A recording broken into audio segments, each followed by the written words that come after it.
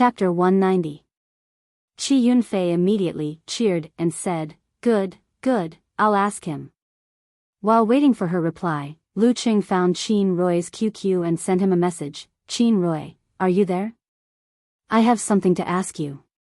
In less than a minute, Chi Yunfei said eagerly, "It's called Yaoning Martial Arts Club." He said it's a very good club in Ningxue.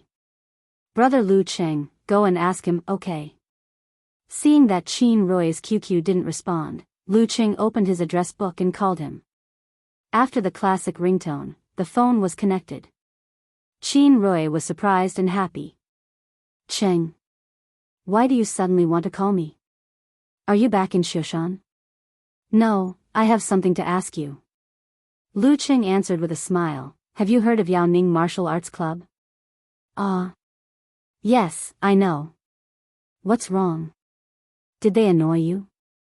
Qin Roy was a little surprised and a little confused. Lu Qing thought about how to describe the relationship between the two parties and said after some consideration, "A relative's child doesn't want to enter high school and plans to enter the Yaoning Martial Arts Club after graduating from junior high school. That's why I'm here to ask you about the details of their family." Yaoning Martial Arts Club, how to say? "It's okay. I've seen the club owner several times. He's of amateur first pin. Several of his disciples are also good. They teach students diligently. It's one of the best martial arts clubs in Ningxue." Qin Roy answered while thinking. Lu Qing was relieved and said, "Then I'm relieved." At this time, Qin Roy hissed and smiled. "What are you relieved about? If he really wants to learn martial arts, why don't he come to Gushan Martial Arts Club? We don't dare to say we're the best in Shushan, but we're definitely in the top 3. We're better than Yao Ning in every aspect. Don't worry, with me here, he'll definitely sign up. I'll help you look after him and guide him." The fees collected from the students were one of the main economic pillars of the martial arts school. Logically speaking, the martial arts school should not refuse them. However, this was not the case. It involved a very important figure, the passing rate of the ranking event. The number of instructors in a martial arts school was limited, so was the number of students they could instruct wholeheartedly.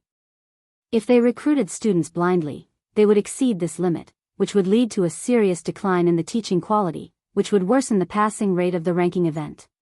This would easily lead the martial arts school into a vicious cycle. The passing rate would continue to decline, and the good students would choose other martial arts schools. Without good students, the passing rate would continue to worsen. Because of this, all the martial arts dojos knew to set a threshold and stop before going too far. This caused the best martial arts dojos in an area to be in short supply, causing people to scramble like ducks. "It does sound better," Lu Qing said modestly. "Will it be too difficult for you?" "What's so difficult about it? Who do you think we are?" Qin Roy patted his chest and said, "Just give him my phone number and let him contact me directly. You don't have to go through all that trouble." "Okay. I'll treat you to a meal when I come back to Shushan during the summer vacation," Lu Qing said gratefully. He didn't ask how many teams in Shushan were doing in the preliminaries, because according to Qin Roy's usual posts about his mood and other things, it was obvious that they didn't have a good result.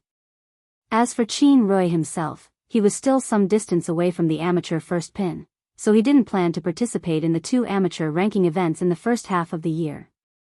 After chatting for a while, Lu Qing hung up the phone and sent a smiley emoji to Chi Yunfei. "Ask your boyfriend if he wants to go to Gushan Martial Arts School." Ho ho ho.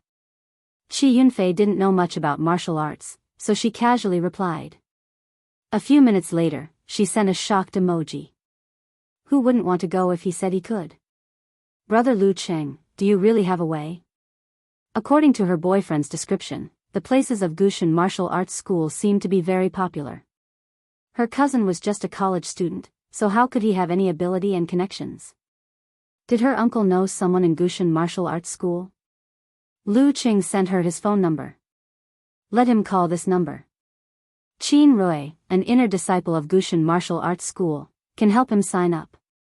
"Really?" Chi Yunfei couldn't believe it. If Qin Roy dared to lie to me, he wouldn't want to live anymore. Lu Qing laughed secretly and said seriously, "It must be true. As for whether he will cheat your boyfriend of his money, I can't guarantee. Tell him to be careful." Got it.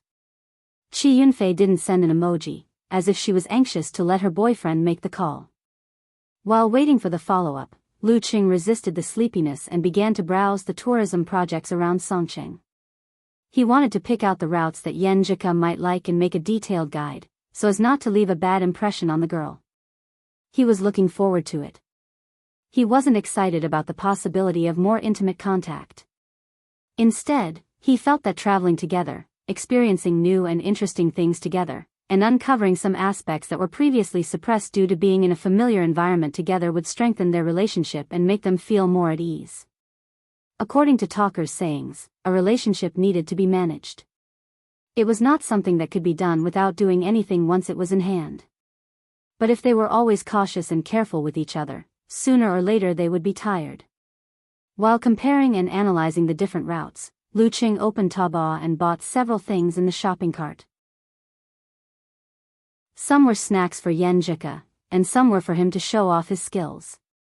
After a while, Qi Yunfei replied, "Brother Lu Qing, what he said is true. He knows Brother Rui. He said that Brother Rui is a core disciple of Gushan Martial Arts School and a very powerful young fighter. He can definitely help." "That's good." Lu Qing replied with a smile. Qi Yunfei sent an admiring emoji, "Brother Lu Qing, you are so awesome to know such a powerful person. Should it be the other way around? It should be Qin Rui who is so awesome to know such a powerful person like me." Lu Qing complained and said carelessly, "He is my high school classmate." "No wonder." Qi Yunfei suddenly understood and didn't ask anymore. Lu Qing said with interest, "Feifei, you are very attentive to your boyfriend. Of course, after all, he is the first boy that I really like." Qi Yunfei laughed. "Really?" Lu Qing was a little confused. Qi Yunfei scratched her head and said with an embarrassed emoji, "I had a boyfriend before. Sister, you are only in the 3rd year of middle school." Lu Qing was really shocked. "When was that?" "When I was in the 5th or 6th grade and the 1st or 2nd grade of elementary school." Qi Yunfei explained confidently, "At that time, I was a child and didn't know anything. I thought it was fun and tried it. It's all their fault for making a match. But it's just holding hands. It feels like we're playing house. I don't think it's a real relationship." Lu Qing wiped his non-existent cold sweat and said, "You are still a child now. Look at her, and then think about his own elementary and middle school years. He was as ignorant as her brother." He was scared and didn't persuade Qi Yunfei. After a few words, he logged out of QQ and took a nap. In the next few weeks, Geezer didn't force any setbacks. When facing the last 2 opponents in the group, he let Lu Qing and Lin Ke sit at the end of the group respectively. Then he sent Li Mao, Yan Jika, Sun Jian and Lin Hua to fight in turns. The final result was no doubt that Songqing University Martial Arts Club won all the matches and advanced to the next round with a winning record. Now they were waiting for the distribution of the broadcasting bonus and the drawing of the top 8 opponents in May. In the blink of an eye, it was the second last weekend of April. At 7:30 in the morning, Lu Qing and Yan Jika were already on the school bus to the old campus. "I didn't expect that my first martial arts special training would be because of you," Yan Jika said with a sigh and a sweet voice. Today was the day that Lu Qing would participate in the professional ranking event. As his girlfriend, she felt that she shouldn't miss it, so she specially asked for leave and accompanied him as Coach Yan. Of course, she wouldn't slack off martial arts because of love. She deliberately got up early and did nearly 2 hours of morning exercises. Lu Qing was very happy and moved, but he said with a smile, "Actually, you can ask for leave next Sunday. I'm sure I can get through the group stage." Professional 9th pin was the threshold to distinguish between amateur and professional. The setting of the competition emphasized to reduce the influence of accidental factors, so that fighters with enough strength could have a chance to regroup even if they lost once. Therefore, the top 2 fighters would get through the group stage. Fighters wouldn't be eliminated after losing one match. Even if Lu Qing wasn't conceded, he wouldn't think that he couldn't even get the second place in the group stage. Hearing Lu Cheng's words, Yenjika immediately raised her arm and said cheerfully, "Then I'll go back to the martial arts club?" Lu Cheng was almost speechless. He felt that he shouldn't be hypocritical, so he immediately said with a cheeky smile, "I still need Coach Yen to take charge. I'm afraid that I'll be assigned to the death group because of my bad luck." Yenjika glanced at him with a smile, "At least you know your place." After that, she sighed, "I'm really worried. With so many matches, maybe something will happen." She suddenly raised her hand and covered her mouth, not letting the word accident come out. That was almost a jinx. Due to the setting of the top 2 fighters in the group stage and the fixed passing ratio, the schedule of the ranking event of professional 9th pin was increased accordingly. It usually took up 2 weekends, a full 4 days. Like this time, the number of people who passed the registration review was 158. There were 15 places. They were divided into 15 groups of 10 to 11 people in each group. It was a single round-robin competition. The top 2 fighters would get through.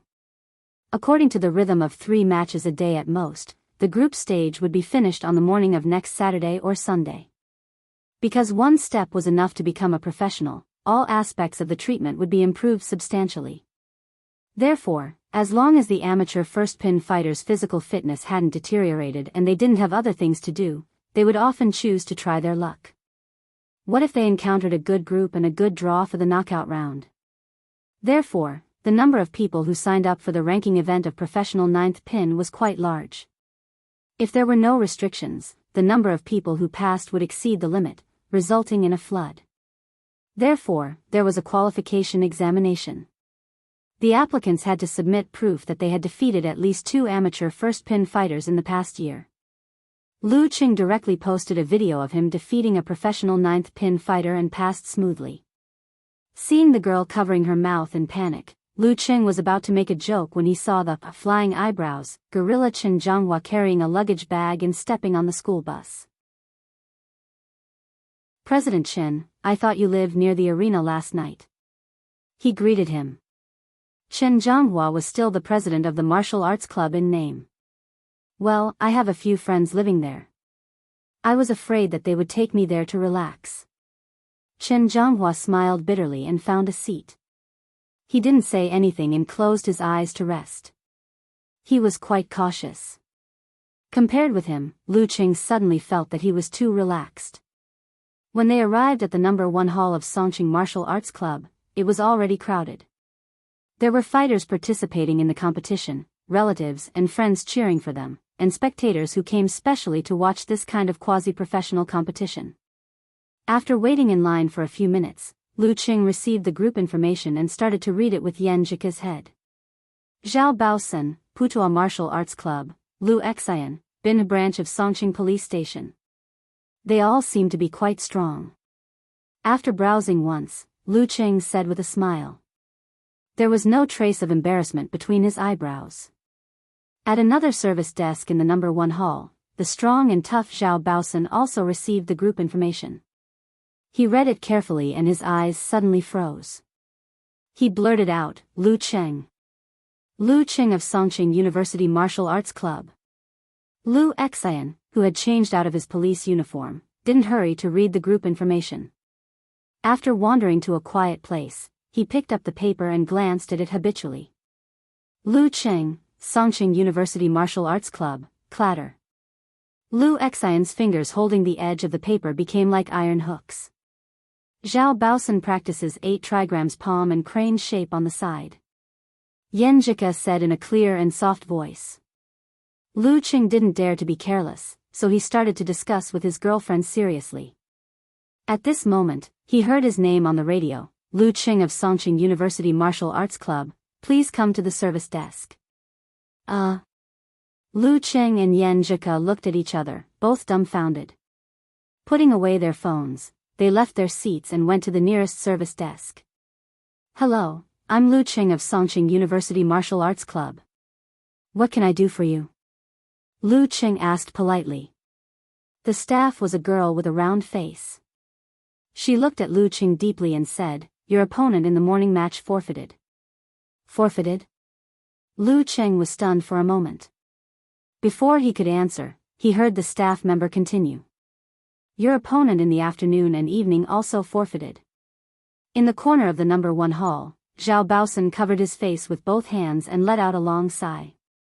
As a martial artist, it was really humiliating and depressing to surrender when facing a strong enemy without a fight, but after careful consideration, he felt that this was the best choice for him.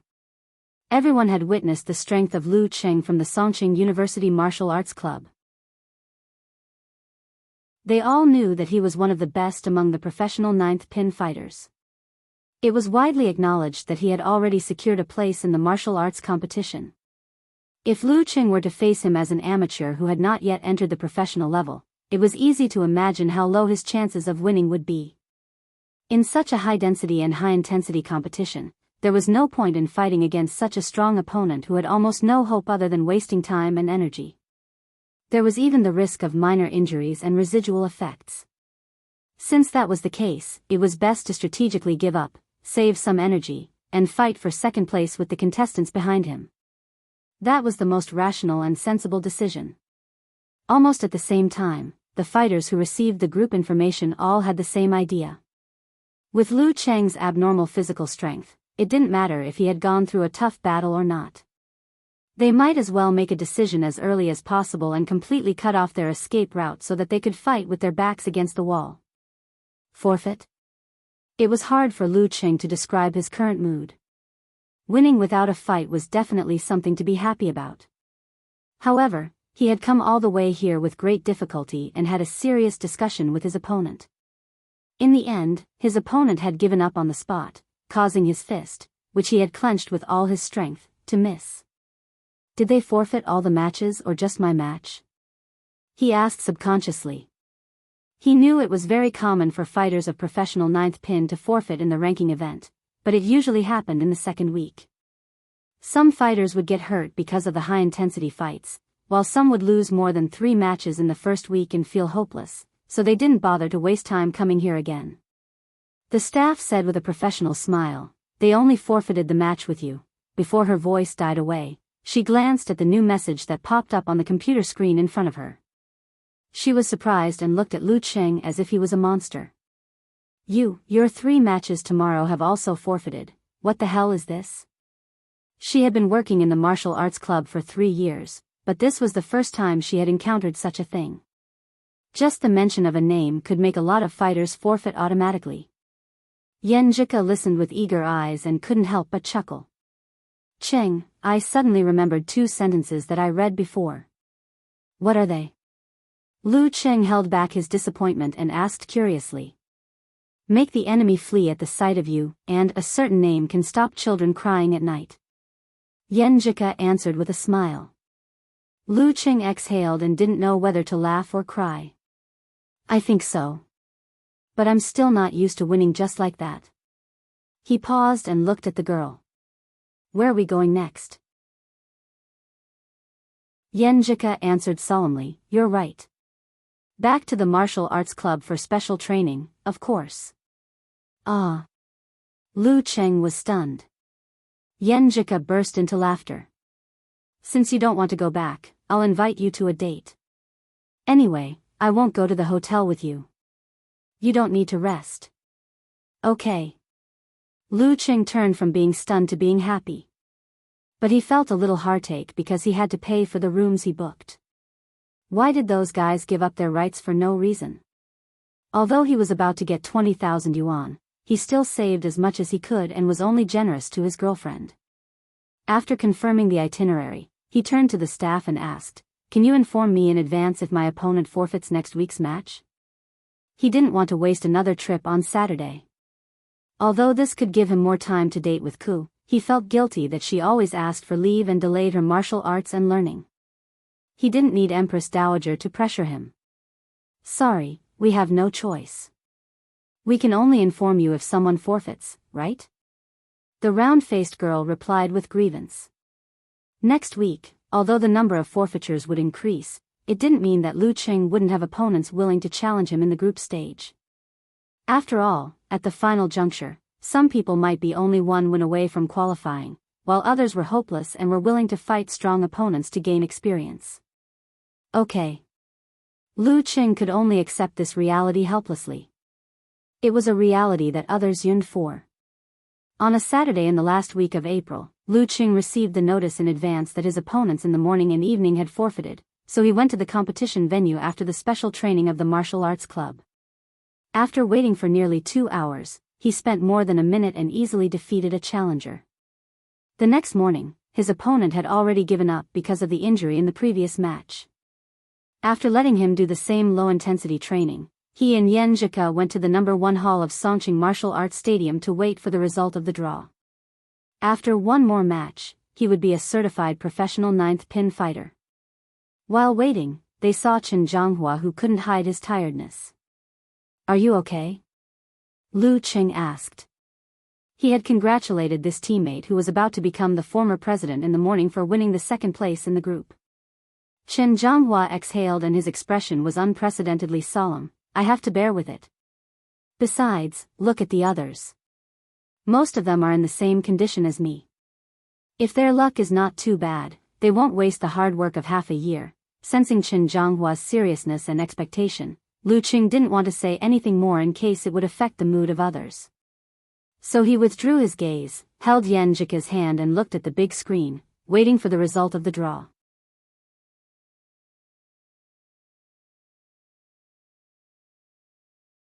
Chapter 191. Pan Qingyun? The one my brother defeated? Yan Zhika looked up and tried to recall who her boyfriend's opponent was. If Hongluo Martial Arts School was not mentioned, she would not remember anything related to it. After all, she was hiding in the locker room and applying ointment for Lu Qing, so she did not see the fight. She only heard that her cousin defeated the opponent in 2 moves. Lu Qing smiled and said, "It should be. Didn't we read the information of Hongluo Martial Arts School before the competition?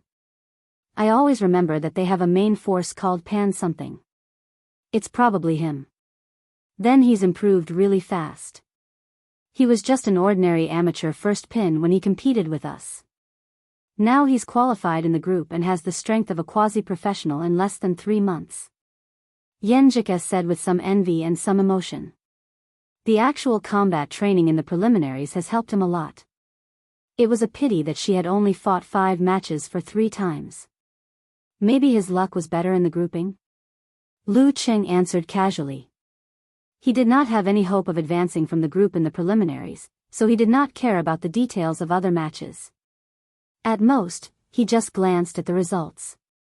When Songqing University Martial Arts Club won consecutive victories and was expected to win the first place in the group, their only opponent would be Azure Dragon Squad. Once they won, the results of other matches would be irrelevant. In this case, Lu Qing did not have time and energy to pay attention to the matches of Hongluo Squad. He would rather care about his girlfriend and put more effort into his studies. That's true. Yan Zhika nodded thoughtfully and then deliberately put on a serious face, but you can't be careless. There is still more than an hour. You have to look for his combat videos in the preliminaries. Do you understand? Yes. Coach Yan is right. Lu Qing answered with a smile. Holding the girl's hand, he found a high place in the stands and looked for Pan Qingyun's combat videos separately with her. Did he need to search for Lu Cheng's information? Every match during the preliminaries was deeply engraved in his mind. He had mastered the tremor punch and the ice sect force step by step. He had witnessed the whole process from the combat strength of professional 9th pin to the top of professional 9th pin. How could he win against such an opponent? How could he win against such an opponent? If it was at the beginning of the preliminaries, Pan Qingyun believed that it was possible for him to win if he had a good understanding of his opponent. But now, he had no confidence at all. It was like facing a professional 8th pin expert in the Dan stage. He could only pin his hope on the opponent's carelessness and underestimation, or that there would be an accident before the competition and he would not perform well on the spot. Thanks to senior brother Zhang's injury, she had been tested in the preliminaries and had grown a lot. If she hadn't met an old enemy in the group stage and been restrained by her fighting style, she would have definitely been able to win the first place. However, compared to Lu Cheng's progress, her improvement was simply incomparable. I don't have any way to weaken his ice sect force. I can only rely on my physical fitness to resist it.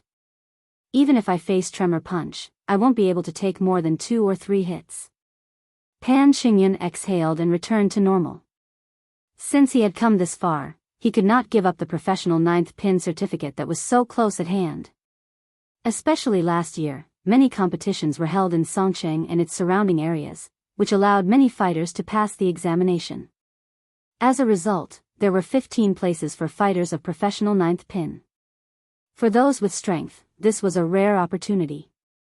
It should be noted that if there were extreme situations, such as the martial arts school's ability fighters who had already obtained the certificate and the previous year's competition organization was not enough, there would only be a few places for the professional 9th pin ranking event.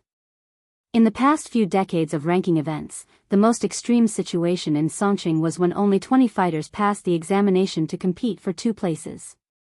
Many fighters with professional strength could only fight against each other head-on. I can only fight with a wandering battle instead of an explosive collision. Pan Qingyun made the final decision. This was a fighting style that he was not good at, but it was also a choice that he had to make. Hey, he has been a professional for a long time. Yan Jika exclaimed in a low voice while watching. Then she turned her head to look at Lu Cheng. She was holding a tablet, and beside her was a mobile Wi-Fi specially bought for such occasions. Lu Cheng touched the stubble on his chin and said amusedly, "He hid his strength really well. Was it because he was caught off guard by your brother's meteor force?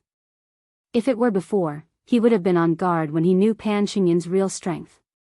But now, it didn't matter whether he was a professional or not. Maybe." Yenjika rolled her eyes and suddenly burst into a smile.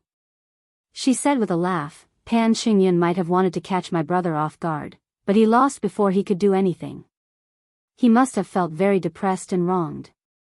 Using the word wronged, she suddenly felt that the poor Pan Qingyun was a little cute. Lu Cheng said with a smile, "No matter how wronged he is, I have to fight seriously." While talking, he fast-forwarded the competition video and fixed the scene on the screen. "What are you looking at?" Yenjika craned her neck, leaned over and asked curiously. Lu Cheng said with a smile, "Didn't you just say that when facing me, Pan Qingyun is most likely to choose to move around and fight? Of course, I have to study his habitual dodging direction." This was the problem of habit that his master had mentioned. Just like how he habitually chose the left side in his daily life, if he still had such a habit in battle and was discovered by others, it would be easy for him to be targeted and set up a trap, thus falling into a dangerous situation. Fortunately, his master had pointed this out when he had little actual combat experience and hadn't formed a habit yet. Habit.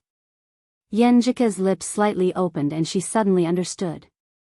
She looked at Lu Cheng's side face and clearly felt her boyfriend's talent in fighting again.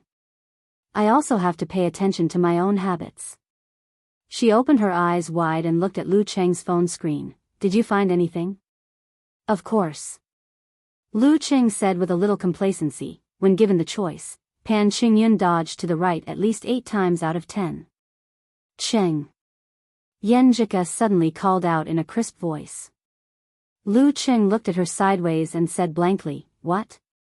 You are so awesome." Yenjika clapped her hands and smiled like a flower. "Hey, don't be so exaggerated." Lu Cheng burst out laughing. Yenjika showed her dimples and smiled, "I learned from you."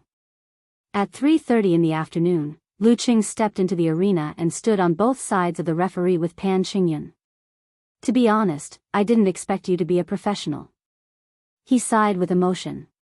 Hearing this, Pan Qingyun almost burst into tears. "You only know this now." He took a breath and kept his cold and fierce face. "I also didn't expect to meet you directly. Does God want me to continue to be an amateur first pin fighter?" Lu Cheng didn't provoke him anymore. He closed his eyes and finally adjusted his body state. After a while, the referee looked at the electronic clock, raised his right hand and waved it down heavily. "Start." Lu Qing exerted strength in his legs and suddenly straightened his bent knees. He rushed out like a gust of wind and shortened the distance between him and his opponent in the blink of an eye. Pan Qingyun was as calm as water. He moved his back muscles and made a sliding step to the right to avoid a head-on collision with his opponent. But at the same time, Lu Cheng's spine suddenly bounced like a dragon, turning its body and swinging its center of gravity to the left. He even changed direction before his opponent. In an instant, Pan Qingyun was walking into a trap. He saw Lu Qing stomping his feet violently and swinging his waist and back violently. His fist was about to hit. "Damn it!" Pan Qingyun murmured. He could only clench his teeth and make a visualization. He clamped his hip muscles and stimulated his tailbone to spring. He suddenly rushed to the side as if his body was on fire. Lu Qing didn't show any mercy. He stomped his feet and broke the black bricks. He followed Pan Qingyun and rushed forward. Pan Qingyun had just landed on the ground when he sensed that his opponent was nearby. He had to lower his center of gravity and bounce back. He bulged his muscles and completed the first outbreak of the fire-like invasion. He suddenly turned around and fiercely poked back with his right arm like a big spear. Lu Cheng's fist, which had been accumulating power for a long time, suddenly hit out. In his mind was a frozen river, and in his body, cold waves were surging with torrential momentum. Bang! When the two fists collided, Lu Cheng's body shook. Pan Qingyun felt the coldness spread from his arm to his whole body and froze his muscles and fascia. His face immediately turned blue and his body trembled involuntarily. When he wanted to summon up his remaining strength to avoid his opponent's continuous attacks, the strength of his legs was obviously slowed down. Lu Cheng's arm shook and his fist stopped at Pan Qingyun's throat. Then he heard the referee's announcement, "Lu Qing wins." Pan Qingyun shivered. He suddenly remembered that when he fought with Lin Ke, he was also defeated in 2 moves. He had worked hard for more than 2 months. Why was it still 2 moves? This was an expected victory. Lu Qing didn't feel too ecstatic. He was full of ease and celebrated with Yenjika in the air. Then he nodded to Pan Qingyun and turned around to leave the stand. He didn't say anything because he felt that saying anything would hurt this friend of his. He really dodged to the right. Yenjika looked at Pan Qingyun sympathetically and then forgot about him. She hugged Lu Qing and celebrated with her bright eyes. Lu Qing got the form from the competition supervisor and said half-jokingly, maybe his master didn't remind him of this. Holding hands, they walked to the office of the Martial Arts Association excitedly without looking back at the ring. The staff took the form and found the corresponding video. After confirming the final result, he smiled and said, "Hello, Lu Qing. As a professional 9th pin fighter, you automatically become a member of the Martial Arts Association. Do you want to withdraw?" "No." Lu Qing was not a fool. The staff read the terms and conditions. As an official member of the Martial Arts Association, you have to pay a membership fee of 1,000 yuan per year. The association will organize lectures for high-ranked fighters from time to time. We will also help you solve problems, such as coordinating legal resources. In short, you will get a lot of services. As for your obligations, first, you have to protect the reputation of the association. Second, you have to cooperate with the association when there are not enough referees in high-density competitions. Of course, we will give you a certain amount of remuneration or contribution points of the same value, which can be exchanged for martial arts-related materials collected by the association, including but not limited to unique martial arts. Do you have any questions? No. Lu Qing shook his head. After hearing what the staff said, he really felt that he was a professional 9th pin fighter.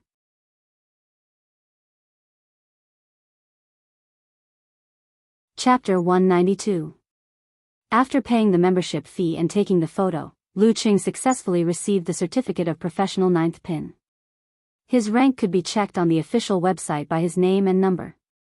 Why do I look so stupid? He looked at the photo on the certificate with dissatisfaction. Not a single one of his identification photos was presentable. Yenjika smiled and said in a light tone, this is called seeking truth from facts. Without giving Lu Qing a chance to speak, she took out her phone and said excitedly, "Stand still. I'll take a photo for you as a souvenir. From today on, you're a professional fighter. From today on, I'm a professional fighter." Lu Cheng's heart was suddenly stirred by this sentence. From today on, even if I drop out of college, even if my dad loses his job again, even if my family changes, I'm still a man who can shoulder the burden of life. He didn't know why, but he suddenly felt himself become solemn. He saw Yan Zhika step back and imitate the professional posture cutely to include himself in the camera. 1, 2, 3. The girl shouted in a clear voice. Click. Lu Cheng's serious face as he held the professional 9th pin certificate was fixed in the flash. He silently said in his heart, "I am a fighter of professional 9th pin, but this is not enough.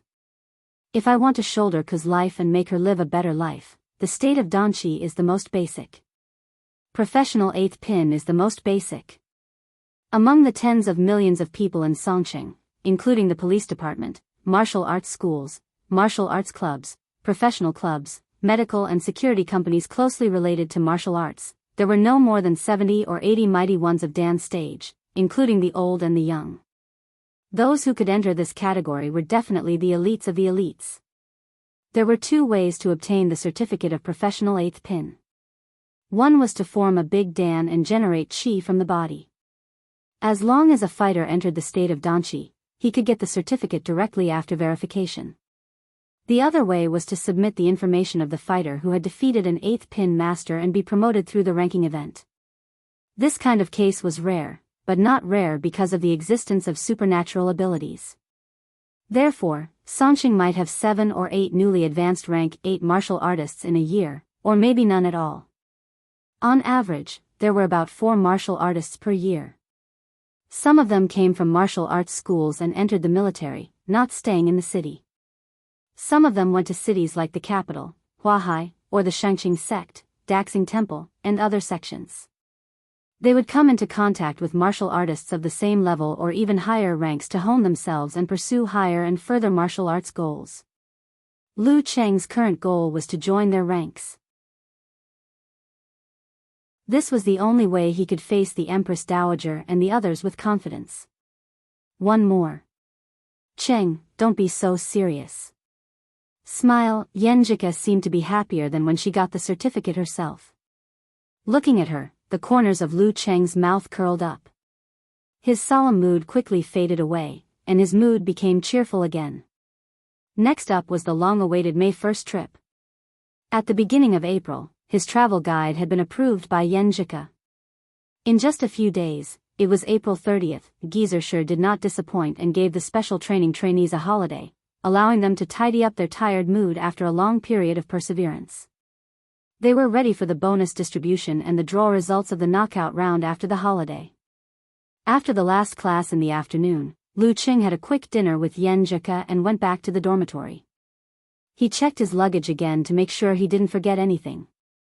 Carrying his luggage, he came to the door of the 3rd dormitory. Not long after, he saw the girl walking out of the door of the unit, dragging an orange 17-inch suitcase. At this time, Yan Zhika had changed her clothes. She was wearing a white t-shirt, light-colored jeans, a light green knitted sweater, and white sneakers. Simple but beautiful, full of vitality.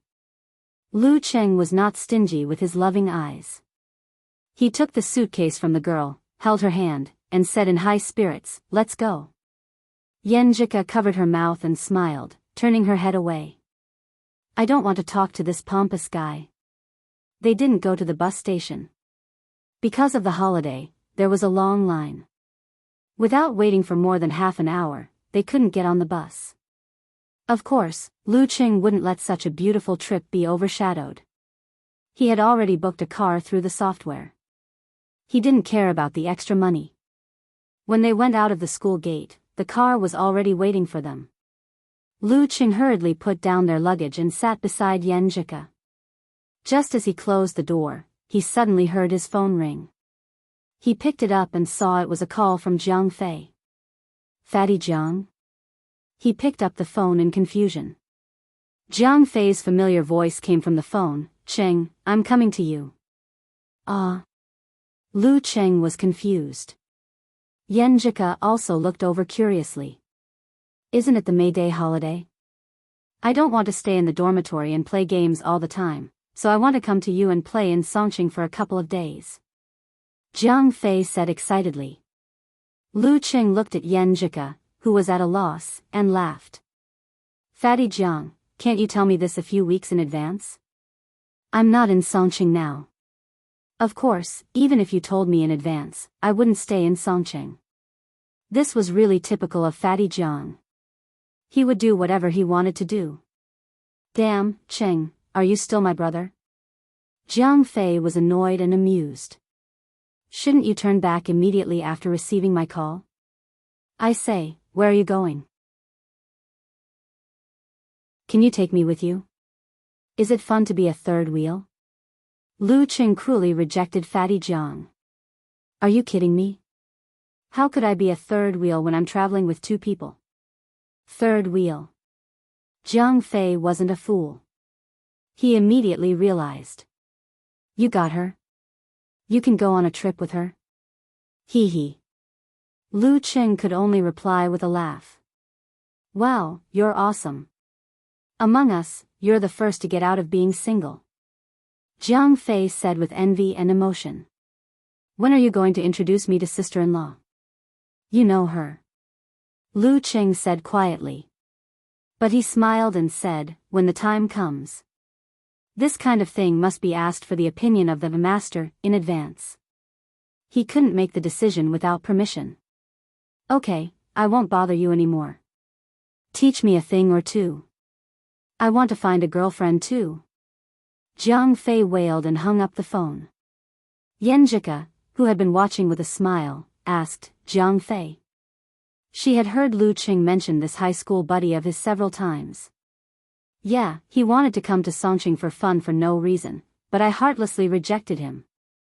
Lu Cheng answered with a smile. Yenjika pursed her lips and smiled. Speaking of him, I think of Song Li. She complained to me twice that Jiang Fei's big mouth caused her relationship with Du Liu to spread to most of the students in the two classes. We have a part to play in this. Lu Cheng and the girl looked at each other and smiled. After chatting for a while, they forgot about Jiang Fei and started to discuss the itinerary of this trip. Lu Cheng chose Yangtai, which was relatively less popular in the surrounding area. He didn't want to be crowded. Imitating the famous scenic spots in China, a new pure glass canyon bridge was built there. It looked exciting and interesting. Moreover, there were relatively fewer tourists because of the lack of publicity. This was the arrangement for the first day. After that, there were activities such as eating, drinking, and playing in the ancient town. At 8:30 p.m., they arrived at Yangtai by train. While waiting for the taxi, Lu Cheng noticed that Yenjika didn't look well. He asked with concern, not feeling well? Carsick? I'm fine. Yenjika shook her head, indicating that she was fine. Then she reached out and held Lu Cheng's free arm. Lu Cheng felt that she might be tired, so he didn't ask more. He just tried his best to carry her weight. 20 minutes later, the taxi stopped at the entrance of Yangtai Tomorrow Hotel. This was the place that Lu Cheng had carefully chosen. He didn't want to let Yenjika feel wronged on this trip. He didn't want a girl to live in a place that cost 100, 200, or 300 yuan. Therefore, he chose the best place within his means. 2 rooms for 3 nights cost more than 4,000 yuan. Taking the room card, he said to Yenjika with a smile, I heard that the night market in Yangtai is pretty good. Since we're in a hurry for dinner, why don't we have supper later? Sure. Yenjika nodded with a smile. Come to me after you put your luggage down. The earlier you eat, the earlier you can go to bed. You have to get up early to train tomorrow. Okay. Lu Cheng answered happily. After finding the room, putting away his backpack and taking care of his personal matters, he returned to the girl's door and knocked on it. After a few knocks, Yenjika opened the door. Her complexion was worse than before. There was a hint of pain in her expression. What's wrong? Lu Qing asked anxiously. Just then, he had a flash of inspiration. He pointed to his belly and said, "Is that thing coming?" "Yes." Yenjika nodded, frowning. Lu Qing hurriedly said, "Wait for me. I need to get something." After that, he hurried back to his room, rummaged through several bags, and returned to the girl's room. "What's this?" Yenjika asked curiously with one hand covering her belly. Lu Qing hurriedly washed the electric kettle and said with a smile, "Brown sugar ginger tea. I specially prepared it for you." Yenjika was stunned and said in surprise, "You know that I'm going to have my period?" "That's right. Isn't that obvious? Your period came on Valentine's Day on February 14th. It's a 26-day cycle. Shouldn't it come on March 12th, April 7th, and May 3rd? But your period came 2 days earlier in April. Most of the time it will come on these 2 or 3 days this month. So I didn't arrange anything like drifting." Lu Qing said with a look of, "Why do you think I don't know?" His hands were not slow. He had already started to boil the water. Then he said with a self-deprecating smile, "I was worried that you wouldn't want to travel because of your period." Yenjika looked at him busying himself in an orderly manner and listened to his seemingly matter-of-fact words. Her eyes suddenly turned a little red. She gritted her teeth and said, Actually, I agreed because I'm on my period." Lu Qing, who was washing the cup, was stunned. He turned to look at the girl and said with some inexplicable grievance, "You're afraid that I'll be beastly when traveling? Am I so untrustworthy?" Yenjika bit her lower lip and nodded seriously, "I'm afraid." Speaking of this, she suddenly became a little emotional. "It's mainly because in these months, every time we were alone, you were so lustful. I always felt that you were just using me as a tool to vent your desire." After that, she exhaled as if she had finally vented all the negative feelings that had accumulated in the bottom of her heart.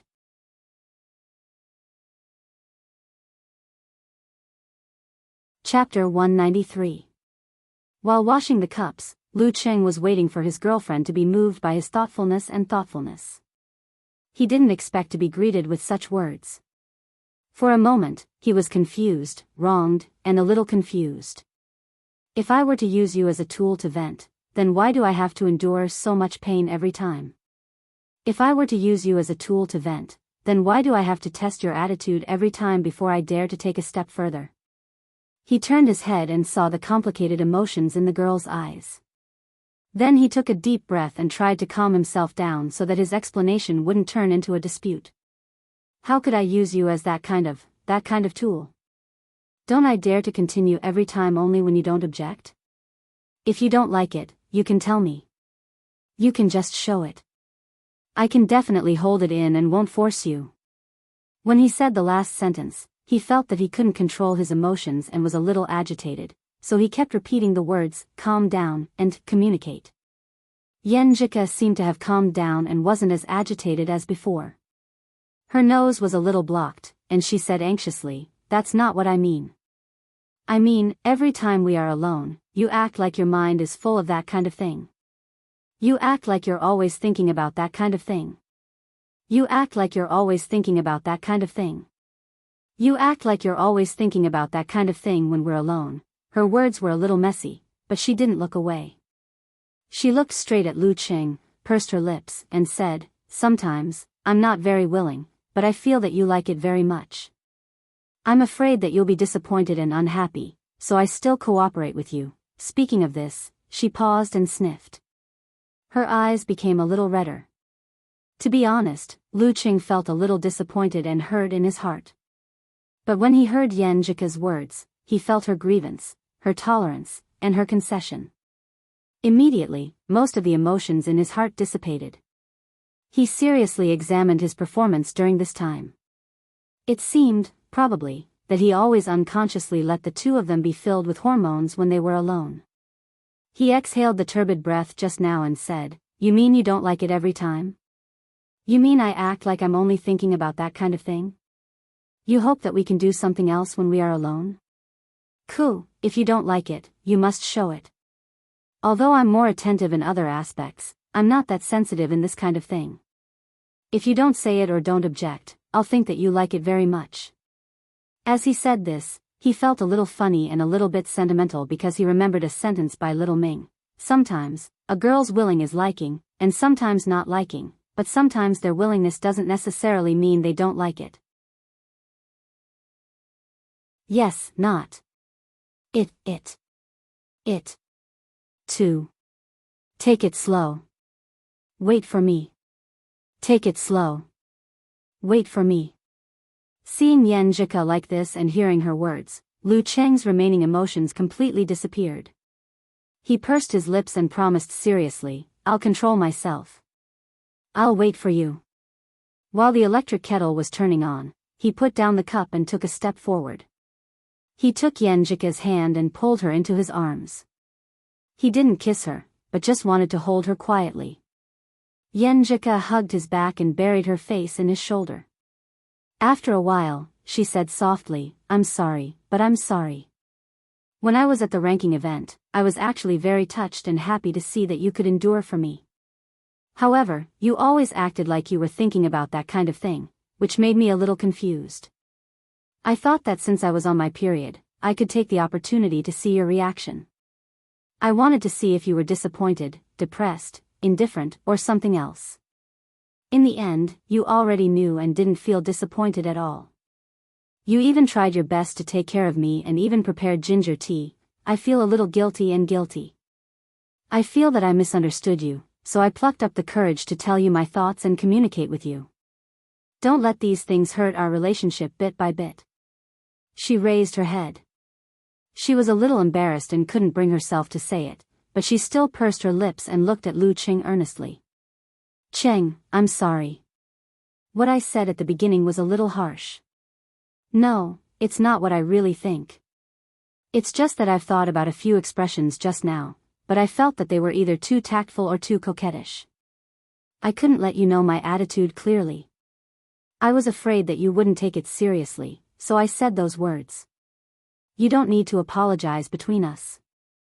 Lu Cheng stroked her hair and thought for a while. "At first, I felt a little hurt and couldn't believe that you actually thought of me like this. But after hearing your grievance and concession, I felt that it was nothing, and it was a girl's period. It was completely understandable." Yan Jika's beautiful eyebrows relaxed and finally showed a faint smile. She lowered her head and buried it in Lu Cheng's shoulder. She said in a low voice, "It's nothing. Two people can't only give and endure one-sided. I can feel your heart, so I want to do the same. Next time when you don't like it, you must express it. I'm very stupid. I'm afraid that I'll misunderstand your meaning. Now I don't even know when to kiss and when not to kiss," Lu Cheng said with some distress. Yan Jika's pretty face pressed on his shoulder. She laughed in a muffled voice. "Idiot. Atmosphere. Feeling. Do you understand?" "I don't understand. What do you mean by atmosphere, right? What do you mean by feeling, right? You don't have any quantitative standards." Lu Cheng was sweating. When he was about to say something more, he heard the sound of the electric kettle turning on and off. He let go of her and waited for the boiling sound to stop. Then he heated the cup again with boiling water. Then he tore open the packaging and put in the brown sugar ginger tea. Finally, he ran the supernatural ability of frost to reduce the temperature to a level where it would not burn his tongue. The housekeeping supernatural ability was really good. Yan Jika stood beside him, quietly watching him busying himself. Her eyes were sparkling and the corners of her mouth curved into a smile that seemed to be both happy and warm. "It's done." Lu Cheng passed the cup to her.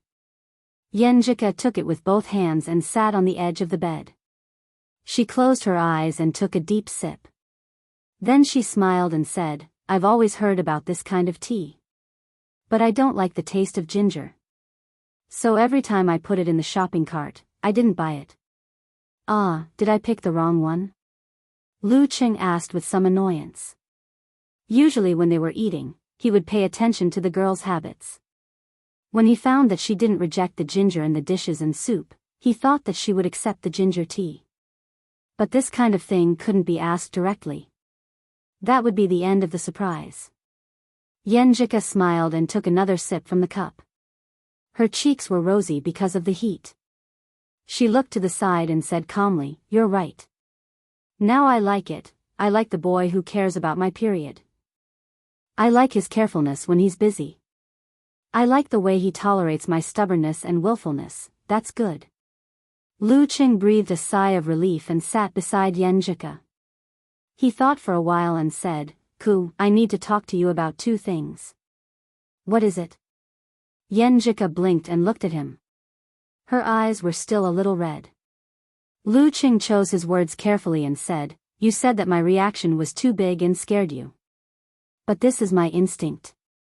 I can't control it even if I want to. You're so beautiful and so tempting in my heart. I'm full of vigor and I like you so much. Even if I don't think about dirty things in my mind, I can't help but have a reaction most of the time. It's not that I want to do whatever I want. It's not that I only want to take advantage of you. I hope you can understand." "Really?" Yenjika bit her lips and looked a little curious. Lu Qing said sincerely, "Really? You can ask your best friends." "Okay." Yenjika nodded thoughtfully. "What's the second thing?" Lu Qing smiled and said, "In fact, even if your period didn't come, I think I can still control it at the last moment. First, I don't think I have the ability to shoulder your future. Besides, I promised Empress Dowager. I always feel that her eyes are watching me from afar. It's quite stressful. Second, I fear suspicion and lack of confidence the most in a long-distance relationship.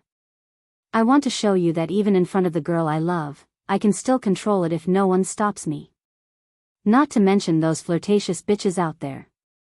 I hope I can give you confidence in this way so that our relationship can go on forever." Do you think I'm thinking too far ahead and seem a little silly?" Yenjika couldn't help but laugh. She rolled her eyes and said, "Of course not. I like this silly look of yours. I like that you think too far ahead for our future." She held the cup and slowly finished the brown sugar ginger tea. She exhaled and said, "I feel much better. Do you still want to go out for supper?" Lu Qing asked. Yenjika pressed her belly with her right hand and thought for a while. "Let me relax a little more." Speaking of this, she pursed her lips and turned her head to the side. Blushing, she hummed and said, "You made me very emotional today. Rub my belly as punishment." "Okay." Lu Qing was pleasantly surprised. Yenjika took off her shoes and curled up with her back to Lu Qing. Her black hair covered the white pillow. Lu Qing gestured to her and carefully lay on his side behind her. His left hand went around her waist and reached for her belly. At this moment, Yenjika hummed in a low voice. "You're pressing on my hair." "Ah." Lu Qing hurriedly raised his upper body and let her gather her hair. Then he dared to lie down. His left hand touched Yenjika's belly through the t-shirt. After rubbing for a while, Yenjika suddenly said softly, "You can reach in and rub." Your hand is hot." Lu Qing looked at her in surprise. He saw that she was still lying on her side and didn't turn around. Her black hair was like a waterfall and her ears were bright red. Taking a breath, he carefully opened the t-shirt and put his hand in. But the first thing he touched was the feeling of a piece of paper. "What's this?" he asked subconsciously. Yenjika was embarrassed and annoyed. "Sanitary pads." "Ah." Lu Qing was confused. He had only heard of sanitary pads. It's the upgraded version of sanitary pads. You don't have to worry about leakage." Yenjika explained shyly. "Oh, sanitary pads in the shape of pants." Lu Qing suddenly understood. He put his hand in a little and touched her belly. Then he began to rub it carefully. Lu Qing couldn't help but have a little reaction. But soon he restrained himself and stopped thinking about it. He recalled what had happened before and thought about what the girl had said. Usually, Yenjika was a beautiful and gentle girl. She was gentle on the outside but delicate on the inside. She was mature and cute at the same time. But was this the complete her? No, just now she had her own opinion, bottom line, courage, and persistence. No wonder Empress Dowager said she was stubborn in her bones. And she could think about what kind of words were more appropriate. She would choose the former between effect and tone. Compared to other girls who were tactful and reserved, she could speak frankly and fearlessly when necessary. No wonder she had rejected so many boys but didn't have any scandals. She didn't have too many pestering pursuers. I'm still too immature. Fortunately, Yenjika is willing to communicate with me instead of keeping it in her heart.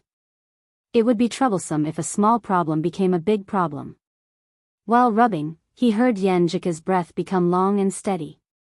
He looked up and found that the girl had fallen into a deep sleep. The torment of menstruation and emotional turmoil made her physically and mentally exhausted. Lu Qing looked at her quietly without any thoughts. In this quiet and warm atmosphere, he also felt a little sleepy and wanted to synchronize his breath with Yenjika's. Sleep for half an hour. He rubbed and unconsciously closed his eyes. When he woke up abruptly and looked at his phone, it was almost 1 o'clock. So he forcibly pulled himself out of the warm and fragrant quilt, carefully got off the bed and covered the girl's legs with the quilt again. During this process, he hesitated for a while whether to help Yenjika take off her pants. But he was afraid of being misunderstood, so he restrained himself.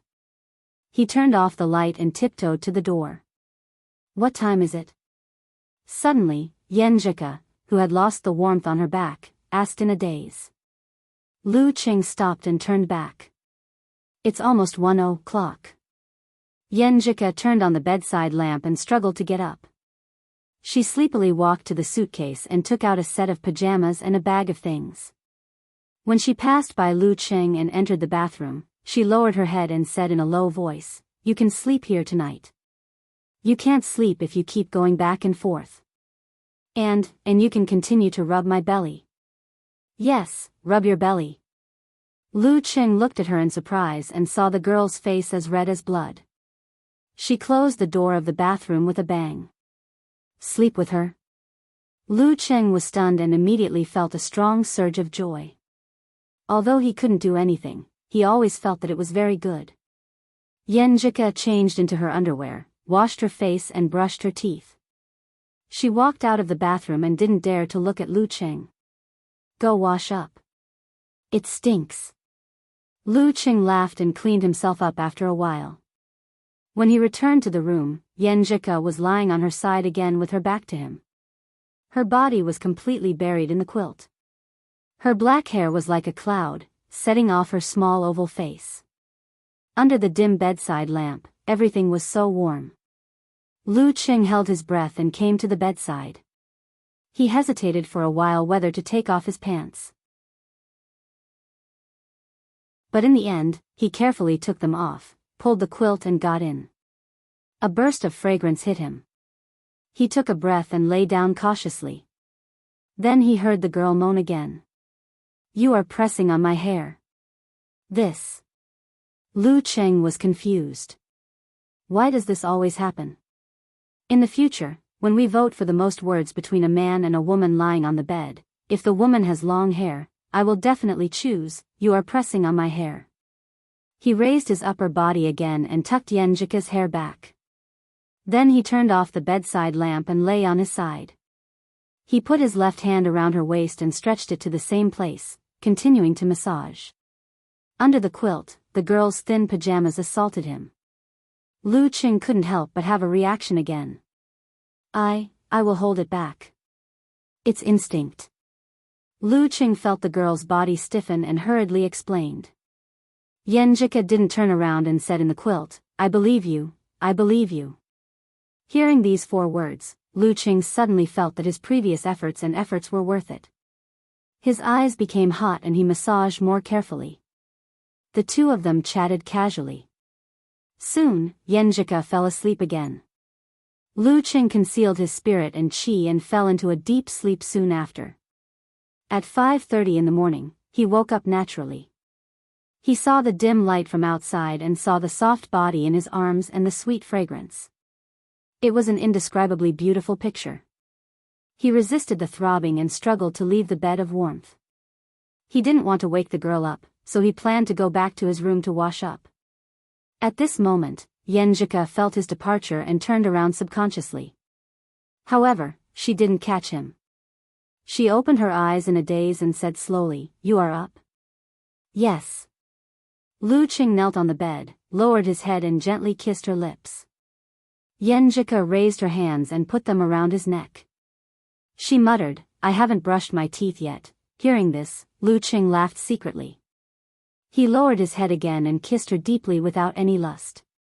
After the kiss, Yenjika withdrew her hands and looked at him coquettishly and lazily. "Remember to buy me breakfast when you come back." "Okay." Lu Qing agreed with a smile. He put on his clothes and left the room with light steps. Walking in the dim corridor, he felt unusually satisfied and warm. There was an indescribable happiness. The scene just now seemed to be a scene he had dreamed of for a long time. After marriage, every morning.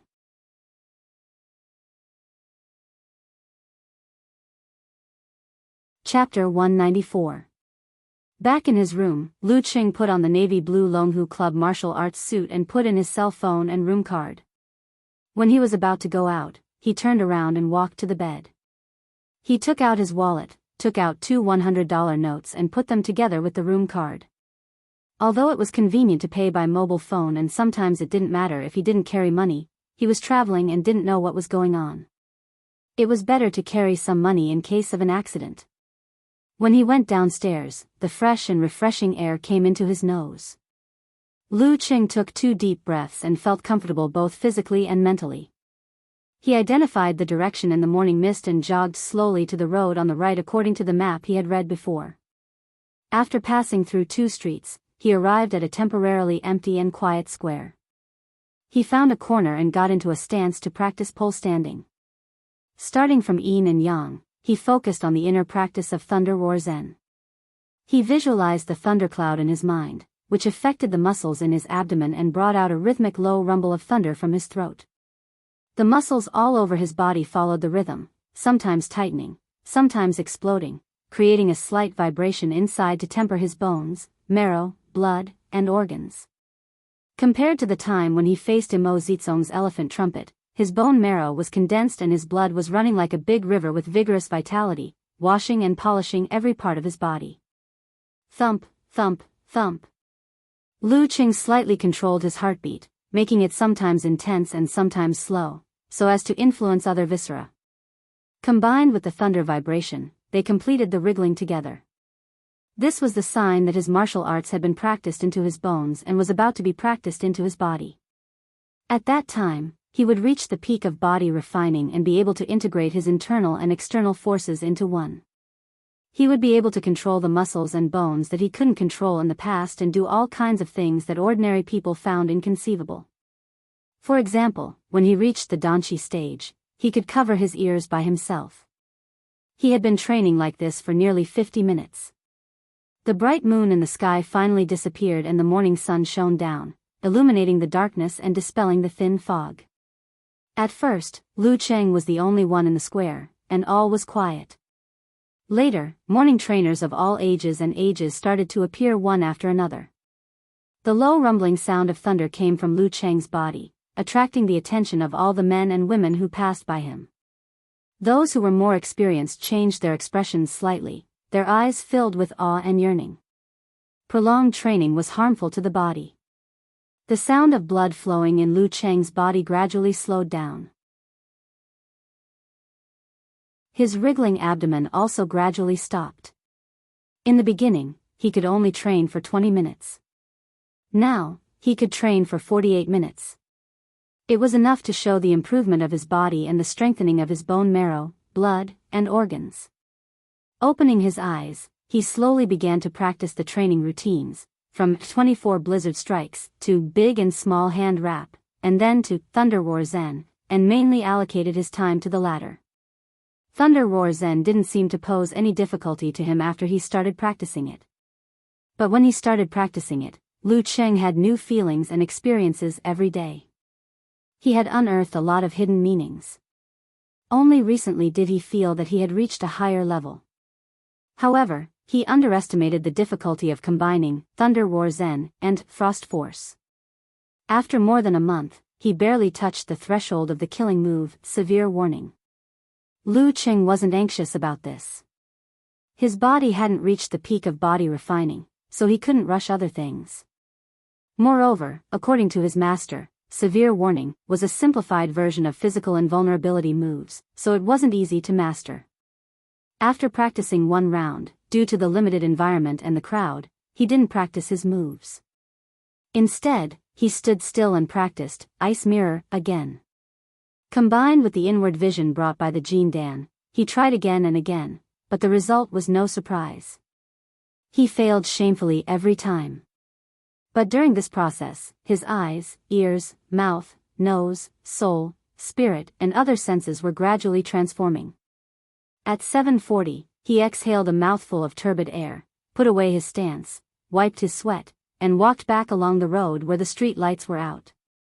He felt full of spirit and vigorous chi and blood, with an inexplicable certainty. His relationship with Yen Jika, from the beginning to the end, was too beautiful to be real.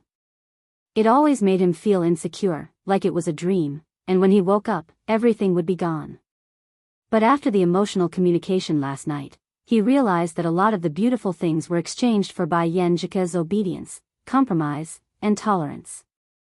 If it continued without him noticing it, and his behavior didn't change much, it was very likely to develop from quantitative change to qualitative change, and become the source of quarrels, contradictions, and even breakup.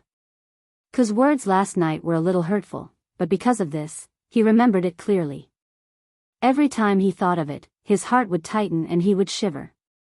The false veil of pure beauty was removed, and the differences in ideas, thoughts, and habits between a man and a woman began to show. They started to get along, but Lu Cheng didn't feel regret. Instead, he felt more grounded, because this way, they would last for a long time. His little fairy was floating in the sky, and one day he would be unable to touch her.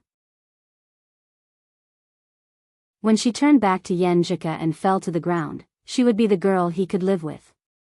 If he didn't care about her, if he didn't think about the future, he wouldn't have said that out loud. Lu Cheng walked forward confidently. The insecurity he felt in the past when he was always afraid of losing Yen Jika was made up a lot. After walking for a few minutes, he saw rows of breakfast stalls in front of the community.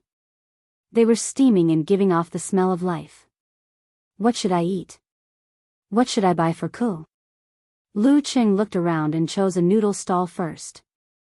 After a few glances, he ordered a bowl of noodles with zhejiang sauce and a bowl of braised beef noodles. The stall owner had seen a lot of customers with a big appetite. He didn't ask if Lu Cheng was alone or with two people. After a shout, he picked up enough noodles and put them into a big iron pot. While waiting, Lu Cheng found a table at random and sat next to it. Looking at the poor people who had to work overtime during the holidays and watching them pick and choose at the breakfast stalls, he suddenly felt a little more relaxed. Not long after, 2 bowls of noodles were served. Lu Cheng didn't eat in a hurry. He took a picture first and planned to send it to Yen Jika later. He would ask her what she wanted to eat. If she didn't wake up or didn't know what to eat, he would make the decision himself. He ate in full swing.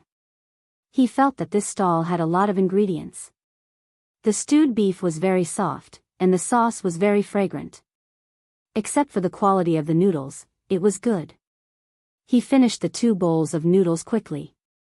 After asking the stall owner if he could pay with his mobile phone, he had to take out the cash.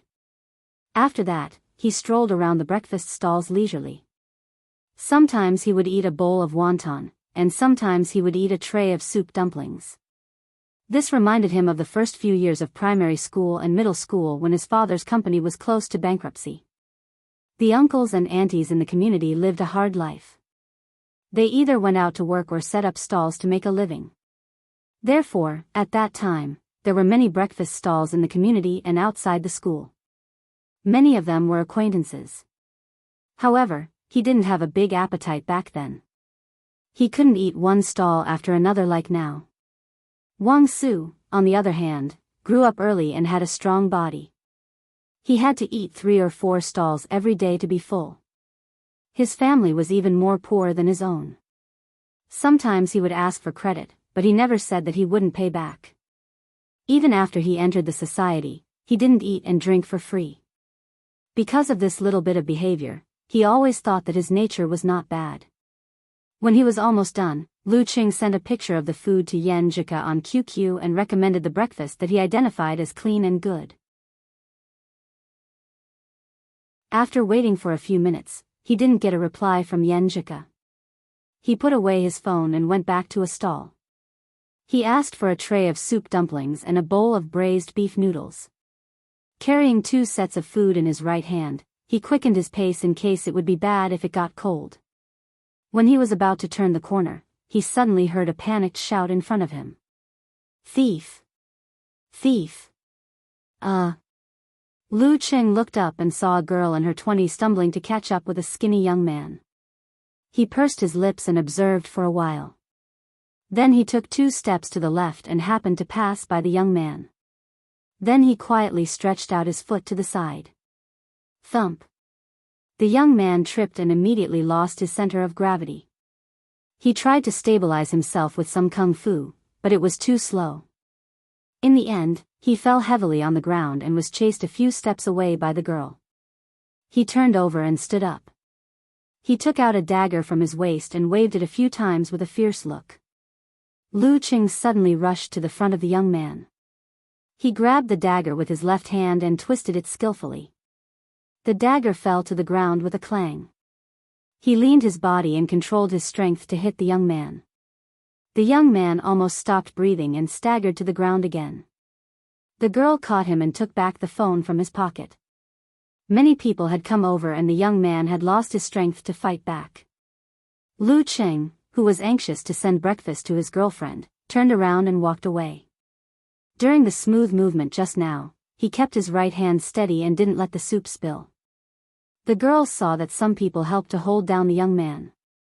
She hurriedly turned around and shouted to Lu Qing's back, "Thank you. Don't go." She shouted and chased after him. It seemed that she wanted to thank him in person. Lu Qing didn't turn around. Instead, he sped up. He waved his left hand and answered happily, "You're welcome.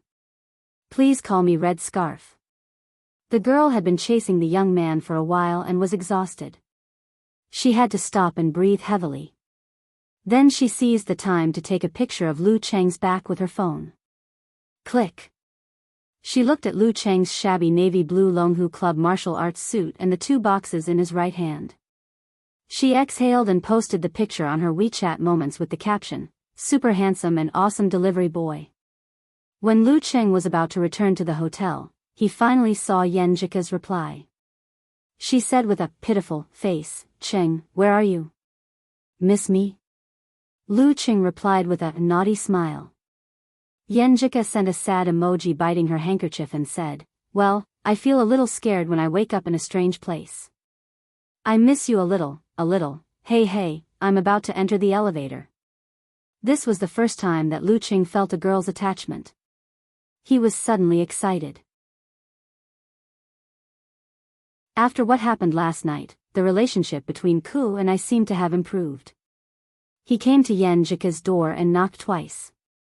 Then the door opened with a squeak. Yan Zhika was wearing the light-colored pajamas with cartoon patterns from last night. She looked at Lu Qing with a smile and said, "I feel like you bought me noodles, steamed buns and youtiao. Except for the youtiao, everything is right." Lu Qing immediately laughed and said, "Our hearts are in sync." Hey. Yan Zhika laughed and took the food. She sat at the table and started to eat. Lu Qing stood beside her and admired her small but fast-eating manner. While glancing at her, he found that her eyes were slightly swollen. He blurted out, "Last night, I thought you would cry." Yan Zhika tapped her chin with her chopsticks and said while thinking, "I cry when I read novels and TV series. When I'm moved, I cry. When I'm really sad, wronged or painful, I won't cry. I'm very tolerant." "Humph, do you want me to cry?" "No, I'm just curious. I've never seen you cry since we met. Lu Qing said with a smile. Yenjika picked up a steamed bun and put it near her mouth. She gave him a stare. After the girl finished breakfast, Lu Qing planned to go back to his room to take a shower and change clothes before leaving for the mountain. He had just walked a few steps out of the door when he suddenly heard Yenjika call softly, "Qing, hmm?" Lu Qing looked back and saw the girl leaning against the door with half of her head. She said with a blush, "I'm talking about getting along like last night. There was no taste of lust, only the closeness of heart to heart." "I like it too," Lu Qing said with a sincere smile. At this time, he suddenly thought of Yenjika's words last night. Sometimes, she is not very willing to be intimate. So sometimes, is she very willing to be intimate? Alas, a girl's mind is really hard to understand. They smiled at each other and went back to their rooms. Lu Qing was about to take a shower when he heard his phone ring. He picked it up and saw that it was Casanova, Little Ming. "Talker, why are you calling me so early in the morning instead of whispering sweet nothings to your girlfriend?" Lu Qing said sarcastically. Kai Zhongming snorted and said, "When are you going back to Songqing?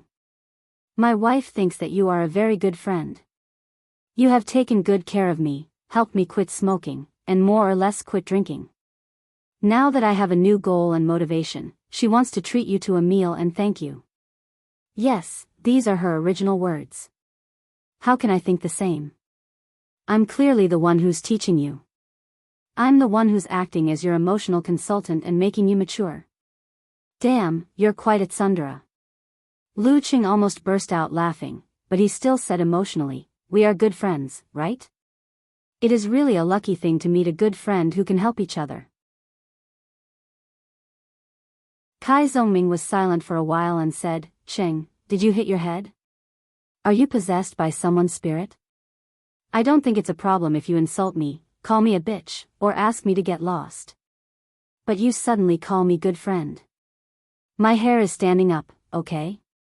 Lu Qing felt like he was splashed with cold water. He could only twitch his mouth and said, "I have never seen a person who doesn't listen to good words and wants to be scolded. Well, when are you going back to Songqing?" Kai Zhongming laughed.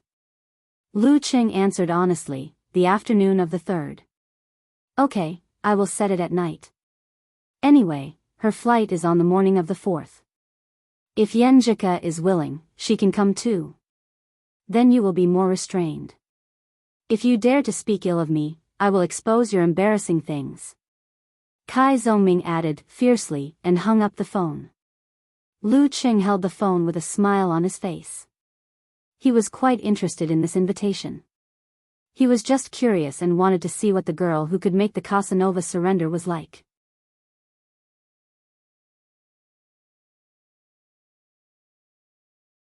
Chapter 195. After a shower, Lu Qing changed into a white t-shirt, jeans, and dark blue sneakers. He looked in the mirror and thought he was not handsome, but he was clean and energetic, warm and confident. There was also a vigorous and high-spirited aura between his eyebrows. The latter was the result of reaching the peak of body refining and the vigorous qi and blood to a certain extent. I wonder if I'll wear matching outfits with Ku. He brushed his hair and smiled to himself. He was about to go out, but after thinking for a while, he turned back and took out a thin jacket from his backpack. Although he was full of vigor and wasn't afraid of the temperature difference on the mountain, it was a burden to carry a jacket. However, Ku was in the middle of her period. She was weak and cold. When they reached the glass bridge, she might feel cold in the strong wind blowing through the canyon. At that time, this jacket would come in handy. Well, it's better to be prepared for anything. Knock, knock, knock. He knocked on the girl's door. It didn't take long for Yenjika to pull open the door. Wait for a while. She seemed to feel that this was against her principle of not letting people wait, so she added, "I don't look good. I have to do something to my face." It was her first trip with her boyfriend, so there must be something like taking photos. She couldn't be careless. Okay. Lu Qing walked in with a smile and stood at the door of the bathroom. He watched her apply the cream on her face and found that her face was indeed pale because of blood loss.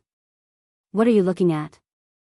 Go sit in the room," Yenjika said coquettishly. "I've never seen it before. I always feel that it's a very complicated and magical skill," Lu Qing said with a smile. He never paid attention to whether his mother would apply cream or not. Isn't that a little unfilial?" Yenjika pinned her hair to one side with a hairpin, which looked very cute. She glanced at her boyfriend and said, "I only know a little. Every time my mother taught me, I didn't pay much attention. It's hard to give up on a natural beauty," Lu Qing said half jokingly and half sincerely. Yenjika smiled and showed her dimples. She didn't say anything but felt a little proud. She seemed to feel that her boyfriend's praise came from the heart. Only then did Lu Qing notice that his girlfriend was also wearing a white t-shirt and jeans, but she was wearing white sneakers. The letters on her t-shirt had also changed from yesterday's letters to today's black pattern. "We're going to wear couple outfits," he said in surprise. This was exactly what he had expected. Was this what it meant to have a tacit understanding of each other? "I noticed it a long time ago. You didn't realize it until we opened the door," Yenjika replied in a light tone. She didn't want to continue the topic of matching outfits. "Didn't I care about your complexion first?" Lu Qing ridiculed, but said with a smile, "You deserve to be a detective. Your observation skills are really good." "Of course." Yenjika raised her chin. Now that he had a sense of security, Lu Qing was less cautious and said whatever came to his mind. "Ku, you seem to have a lot of white t-shirts. They were all about the same. Wouldn't it be too monotonous?" "Yes," Yenjika said casually. "Different styles, different patterns, and different patterns. It's very complicated." Lu Qing could only answer in this way.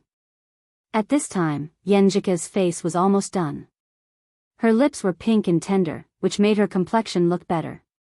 Lu Qing wanted to kiss her, but he controlled himself with difficulty. "Complicated?" Yenjika turned her head and chuckled. "You'll know how complicated a girl's clothes are in the future. By the way, I read a post about this before. It said that the leggings, which are all the same in the eyes of boys, are actually divided into thick ones, thin ones, flannel ones, non-flannel ones, non-revealing ones, half-revealing ones, and combinations of them at will." Just thinking about it gave Lu Qing a headache. But he liked Yenjika's, "I'll wait for you in the future." It sounded like they would be together forever. Yenjika pursed her lips and nodded solemnly. "That's it." Then she joked, "That's why I said that most of you boys live too coarse a life." "Hello, coarse man." For a moment, Lu Qing was speechless. After thinking about it carefully, it seemed to be true. He could only watch his girlfriend put on her coat, carry her backpack, and get ready to go out. "Ku, I got a call from Talker earlier. He said that his girlfriend is very grateful for the encouragement I gave her boyfriend. She wants to treat us to dinner on the 3rd of the month to thank me in person." Lu Qing brought up the matter as they approached the elevator. Yenjika looked up and said, "Okay, I'm quite curious about what his girlfriend is like."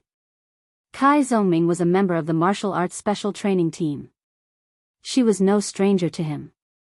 And her boyfriend often talked about this good friend of his and told her all the embarrassing things about him. Of course, Lu Qing would never mention that his girlfriend had been guided by Little Ming. This was a secret that he would never mention until both of them had white hair and reminisced about the past. Out of the door, they went to Yangtai Tourism Center and bought tickets. Then they took a special bus to Mount Mafeng. Along the road, they climbed step by step. Considering the existence of the girl's Aunt Flo, Lu Qing slowed down his progress. They walked and stopped, took breaks, and breathed in the air full of negative oxygen ions, enjoying the free time in an unfamiliar environment. It wasn't until it was almost noon that they saw the glass bridge that spanned across the canyon. There were not many tourists here, but there were also quite a few. They waited in line for more than 10 minutes before it was their turn to board. As a boy, Lu Qing volunteered to take the lead and stepped on the bridge. He felt the emptiness under his feet. At first glance, he could see the swirling clouds, the rushing river, and the buildings at the foot of the mountain that were as small as ants because of the height.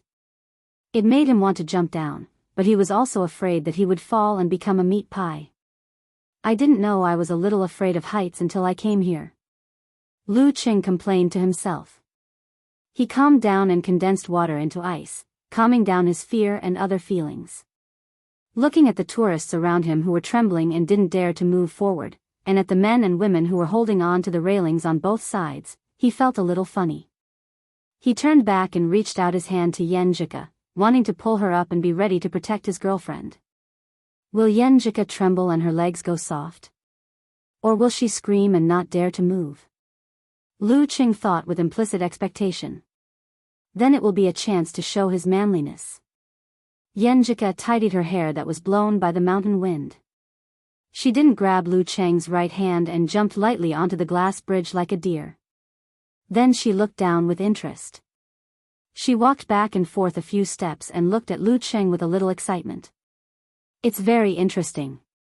Lu Cheng was stunned and blurted out, Yenjika, aren't you afraid? Not at all. Yenjika shook her head proudly and then looked at the frightening scenery under her feet. She explained, maybe it's because I was very weak when I was young. I often got sick and always felt that I would die soon. At that time I was very fond of imagining things.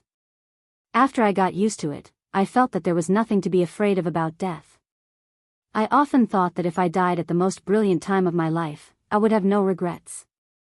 As she spoke, she put away her feelings and said with a smile, if you're not even afraid of death, why would you be afraid of heights? As soon as she finished speaking, she heard Lu Qing say in a weak voice, Coach Yen, you're right. So, can you give me a hand? Huh? Yenjika looked up and saw Lu Qing holding on to the railing beside him. His legs were weak and his body was trembling. No way. Qing is so afraid of heights. Yenjika resisted the urge to burst into laughter.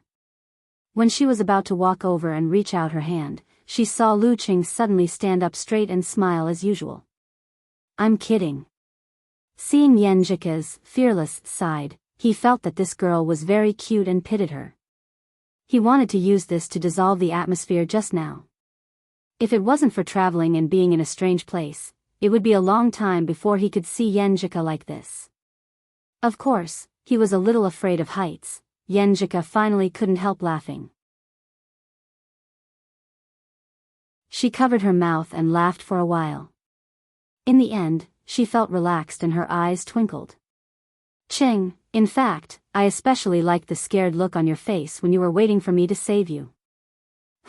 This will give this hero a sense of accomplishment. Lu Qing hurriedly crossed his arms and pretended to be a good man who was being teased. He shivered and said, then come and save me quickly. Yenjika laughed so hard that she crouched down with her hands on her belly, so as not to lose her image. After a cheerful flirting, they walked to the center of the glass bridge and asked a kind passerby to take some photos of each other cuddling in the blue sky and white clouds. Snap! This was the first time they took a photo together alone. In the afternoon, Lu Qing had no choice but to follow the strategy he had prepared and choose a scenic restaurant that wasn't so bad. After lunch, the two of them held hands and embarked on their journey again in a happy and relaxed mood. They went to the temple to burn incense and visited other people's settlements in the mountains. Although they didn't see anything interesting, it was the most interesting thing for the two of them to do when they were together. At 5:00, they returned to the tourist line on time. They took a bus back to Yangtai City and found the Yangtai fish, shrimp and crab restaurant.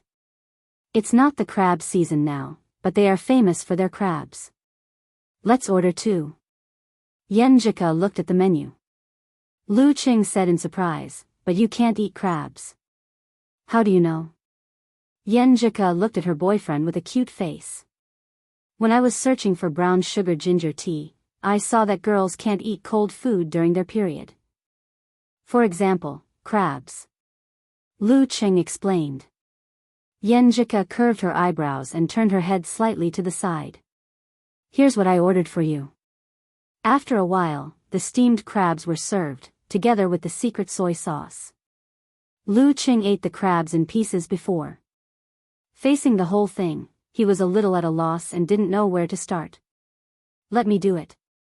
Yenjika smiled and took the crab. She skillfully peeled the shell and cleaned the insides. Even the big crab legs were sucked out by her. You are so skillful. Looking at her concentrating, Lu Qing felt sweet and couldn't help but sigh. People in Jiangnan like to eat crabs. I've been used to it since I was a child. Yenjika smiled and pushed the plate of crabs to Lu Qing. Lu Qing picked up a piece and dipped it in the soy sauce. He felt it was delicious and immediately praised, "Good, it's delicious." The food with love was better than usual. As soon as he finished speaking, Yenjika suddenly put on a serious face. Wrong answer, 0 points. Ah. Lu Qing was confused. Yenjika snorted and showed her dimples. You should say that you peeled it well. That's the right answer. What a different way of doing things.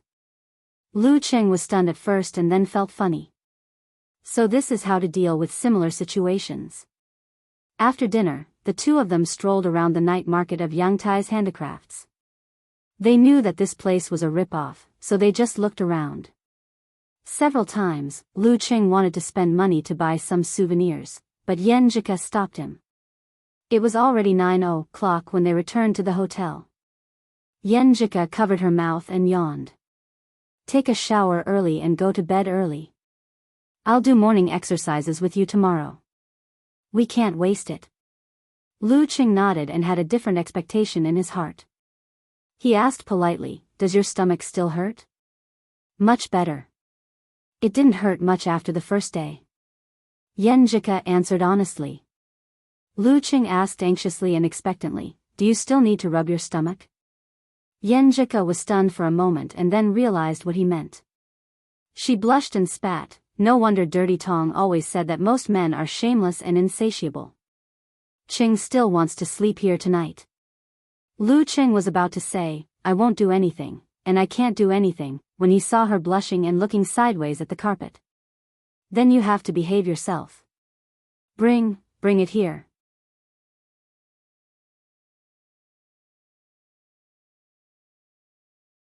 Chapter 196. Ah. Lu Qing was confused. He didn't expect that the words shameless and insatiable would be followed by behave yourself and give me the things. Wasn't this contrast a little too big? Wait, what did the last two words mean? He suddenly realized and was so happy that he didn't know what to do. Okay. Did Yenjika agree to sleep with him tonight? Although it was just sleeping together in a simple sense, just this alone was a huge improvement in their relationship. Just this alone was a very beautiful thing that he longed for. Lu Qing wasn't stupid enough to ask her why she suddenly changed her mind. He could guess that Yenjika would be so angry that she would go back on her words and kick him out of the room. I can do it, but I can't say it, he said to himself. Then he happily turned around and ran to his room. Clang. Hearing the sound of the door closing, Yenjika, who seemed to have exhausted all her strength from the previous words, raised her hand and touched her face, which was as red as blood. She murmured to herself, why did I agree with him? Humph, he can't do anything anyway. Lu Qing ran all the way to his room and took out a change of clothes and martial arts suit for tomorrow morning's training from his backpack. At this moment, an idea flashed through his mind. He paused and thought for a few seconds. Then he put everything back into his backpack, including the dirty clothes he changed into a specially prepared bag. As long as I behave well tonight, I can sleep with her tomorrow night. Why not take all my things and save me the trouble of running back and forth? Besides, I can save a few hundred yuan by checking out of this room in advance tomorrow. As for whether he could behave well tonight, Lu Qing was confident in himself. She was in her menstrual period. Her stomach hurt and her body was cold. How could he think of taking advantage of her? Was he still human? He looked around the room to make sure he didn't miss anything. Then he carried his luggage, took out the room card and ran to the light. He ran to the door of Yenjika's room. Knock, knock, knock. He controlled his excitement and tried not to sound hurried when he knocked on the door. After 3 knocks, Yenjika opened the door and let him in. She then pinned up her hair with a hairpin. It was as if she had become younger by a few years and had returned to the time when she was in junior high. Yenjika's eyes swept over Lu Cheng's backpack. She opened her mouth slightly and followed his line of sight. Then she lowered her head and rushed into the bathroom without saying anything. Lu Cheng snickered, vaguely feeling that he could grasp the girl's current thoughts. She must be saying that men were indeed insatiable. She had only agreed to do it tonight, but he had already brought everything over and planned for tomorrow night. Since Yenjika had locked the door of the bathroom, Lu Cheng couldn't enjoy the sight of her removing her makeup. He had no choice but to put his backpack side by side with her suitcase. He sat on the edge of the bed and waited patiently with an unconcealable smile on his face. He even forgot to play with his phone and browse the forum. After a while, the sound of the shower came from the bathroom. The sound of the shower beat on Lu Cheng's heart, making him a little thirsty. He unscrewed a bottle of mineral water and gulped it down. He deeply felt that such a scene was indeed a great test. He clearly knew that he shouldn't do anything, but he still couldn't help but let his imagination run wild. Well, didn't they say that one couldn't take a shower during menstruation? It was only now that he began to have doubts. He was at a loss about the inconsistency between the knowledge he received and reality. I should consult my life mentor, Coach Yen, later. After a while, the sound of the shower stopped. Lu Cheng hurriedly sat up straight to show that he wasn't thinking nonsense. The door of the bathroom was opened. Yenjika walked out of the bathroom with her hair tied behind her back, revealing her slender neck. She was so beautiful that Lu Cheng almost forgot about his own question. What are you looking at?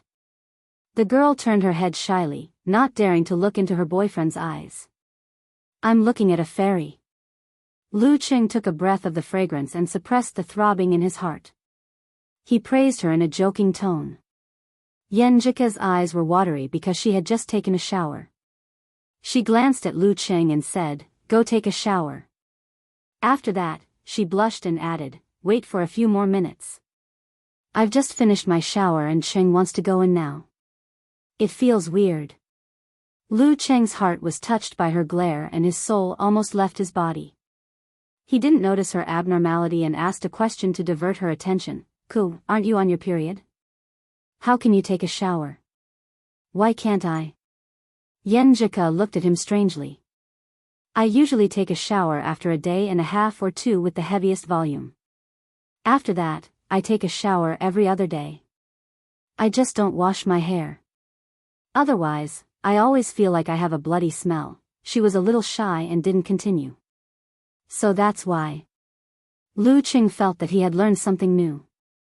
He smiled and said, "Coach Yen is indeed my life mentor." His words amused Yenjika and made the girl tremble with excitement. "Then you have to learn well. There are still many things to learn."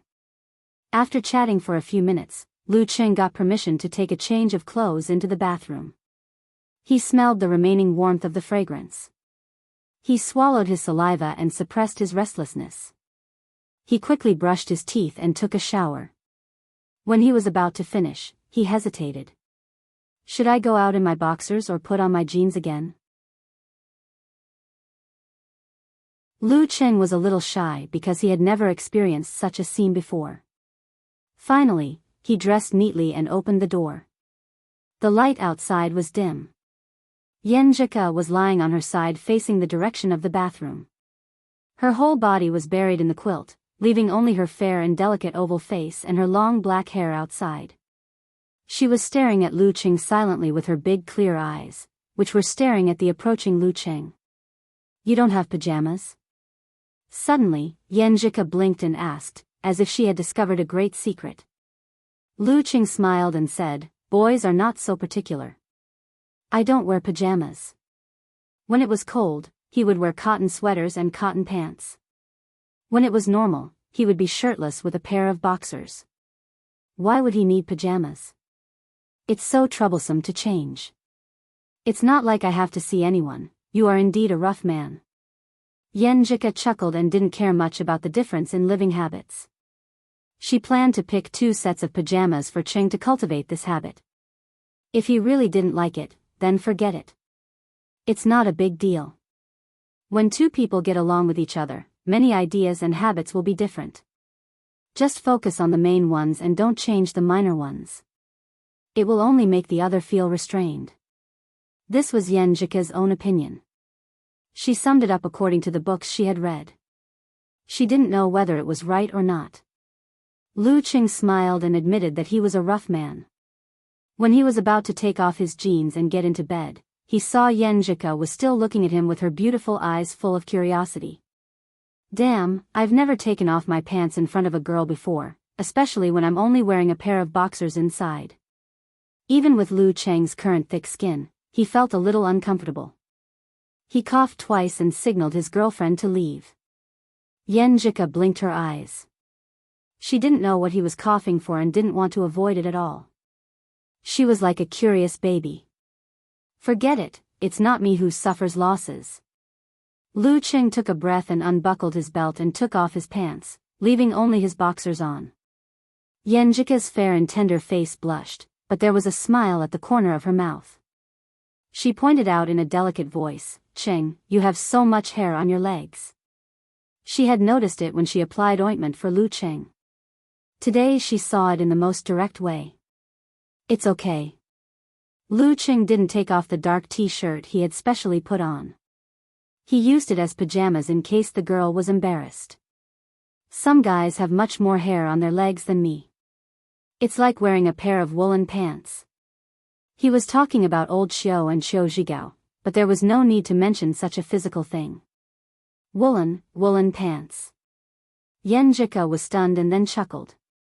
That's a good word, a good word. Lu Qing shamelessly jumped to the bed with bare legs. He pulled the quilt, got in and leaned on the girl.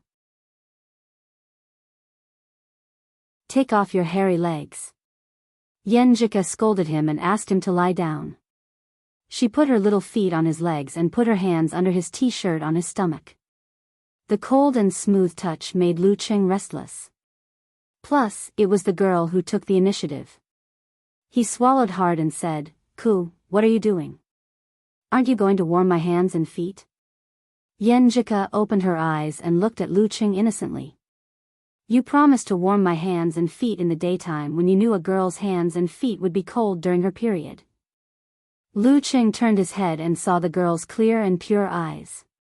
He took a breath and said, I feel cold all of a sudden. Hey, are you cold? Yenjika's right hand slid on Lu Cheng's stomach. Your abs are very obvious. Somehow, Lu Qing thought of the famous overbearing CEO's line, Woman, you are playing with fire. Ku, I will have a reaction if you do this. He exhaled and reminded Yenjika, in case she accidentally touched the symbol and misunderstood him. Yenjika was shocked and withdrew her hands and feet. She looked at Lu Qing timidly and said, You will have a reaction like this? Well, I have a lot of qi and blood. Lu Qing found an excuse casually. You can put your hands on me. I can hold it. Oh. Yenjika was more careful this time. She didn't dare to move her hands and feet. Lu Qing was breathing in her fragrance to ease the reaction of his body. Suddenly, he heard the girl ask, Qing, did you help catch a thief this morning? Yeah, how did you know? Lu Qing turned his head in surprise. Yenjika said with a smile, the news is out. After that, she withdrew her right hand and took out the phone under the pillow. She unlocked the screen and handed it to Lu Qing. When you were taking a shower just now, I browsed the portal website and found a funny news in the local news section. I clicked on it. Hey, isn't this Qing? Lu Qing took the girl's phone with great interest. When he took a closer look, he saw his back and the title was, Deliverman helped out and a white-collar girl caught a thief. Deliverman? Lu Qing blurted out. When did I become a deliverman? Do I look like a deliverman? Have you ever seen a deliverman of professional ninth pin?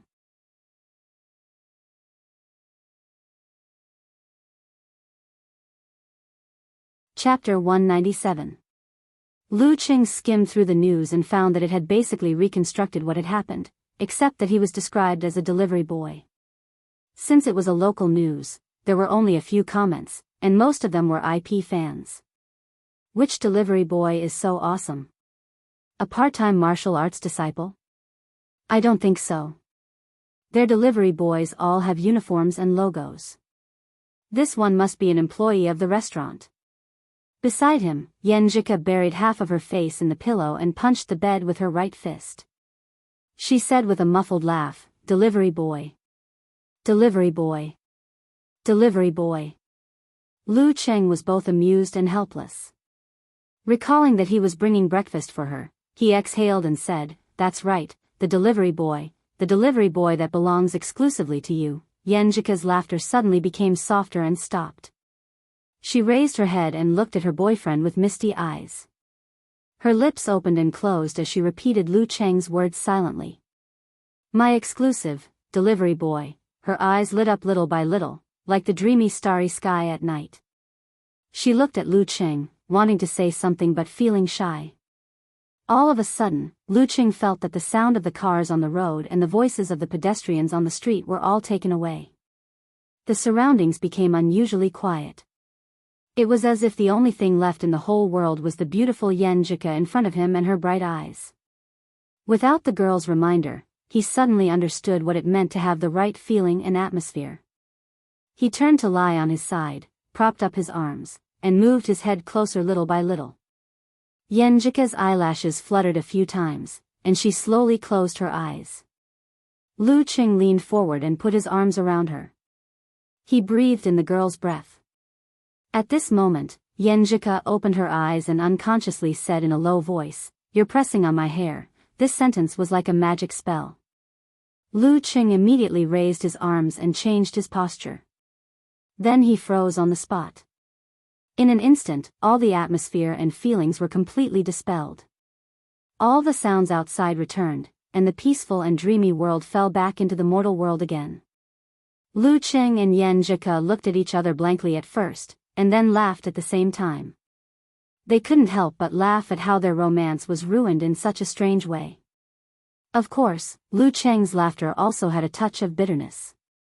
The good feeling and atmosphere just now was gone after "You're pressing on my hair." Was this the legendary laughingstock? The girl laughed for a long time. Her cheeks were rosy and cute. Lu Cheng could only look at her helplessly, waiting for her to stop. After a while, she finally calmed down. She pursed her lips and looked at Lu Cheng. I don't laugh that much, haha." As she spoke, she laughed again. She felt that the scene just now was especially funny. Lu Cheng lay back down and pulled his girlfriend's right hand over, placing it on his stomach to warm it up. Yenjika moved closer to him and curled up next to him. Blinking her eyes, she asked, "Cheng, what were you like before? When you were in middle school and elementary school?" She suddenly felt that she really wanted to know more about Lu Cheng. Lu Cheng recalled for a moment and said with a smile, "When I was in primary school, I was very short. When I was in 6th grade, I was still called square root 2. However, ever since I started middle school, I grew taller and taller every year. In less than 3 years, I was over 1.7 meters tall. In high school, I didn't grow much, at most 1 or 2 centimeters.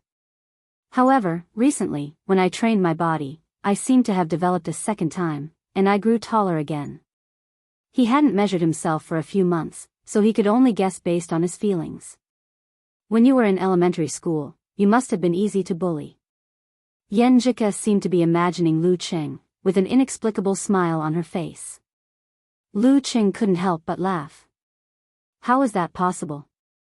No one bullied me at that time." Yenjika's eyebrows and eyes were full of smiles. She gently bit her lower lip and said, "Cheng, let me tell you a secret." "What is it?" Lu Cheng was excited to hear that it was a girl's secret. Yenjika pursed her lips, lowered her eyebrows and smiled faintly. "When I was in 5th grade, I beat a boy until he cried." Cried, before? Lu Cheng asked word by word. He couldn't believe that his delicate and gentle girlfriend had done such a feat. Yenjika's dimples were bright. She pouted and said, "He sat behind me and always bullied me. He poked my back with the cap of his pen and tied my hair. In short, he was very annoying. I told him very formally that if you do this again, I will tell the teacher." In the end, he scolded me for only knowing how to snitch and being a tattletale. I got angry and said, "Fine, I won't tell the teacher. If you do this again, I will beat you up." "He tried to teach you a lesson?" Lu Qing asked with a smile. Yenjika smiled and raised her head. "Of course.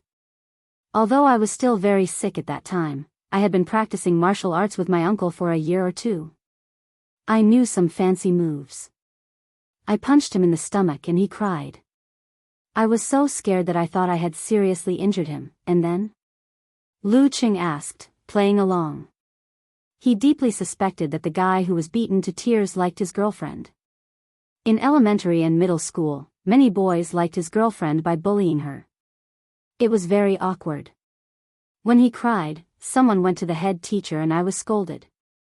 But fortunately, I took the opportunity to ask for a change of seat. Since then, he would avoid me whenever he saw me. Yenjika smiled embarrassedly. "I was proud of this for a long time," Lu Qing said thoughtfully. "When he graduated from elementary school, did he also come to you to write a student record with you?" "How do you know?" Yenjika widened her eyes and asked in surprise. "Don't I know?" Lu Qing smiled. "It's obvious." Yenjika rolled her eyes at him and continued, "He did come to me and ask me to write our school records. At that time, I thought it was a chivalrous way of turning hostility into friendship. Later, we went to different junior high schools, so we didn't see each other often. In the 3rd year of junior high school, he came to me like a gangster and confessed his love to me, but I coldly rejected him."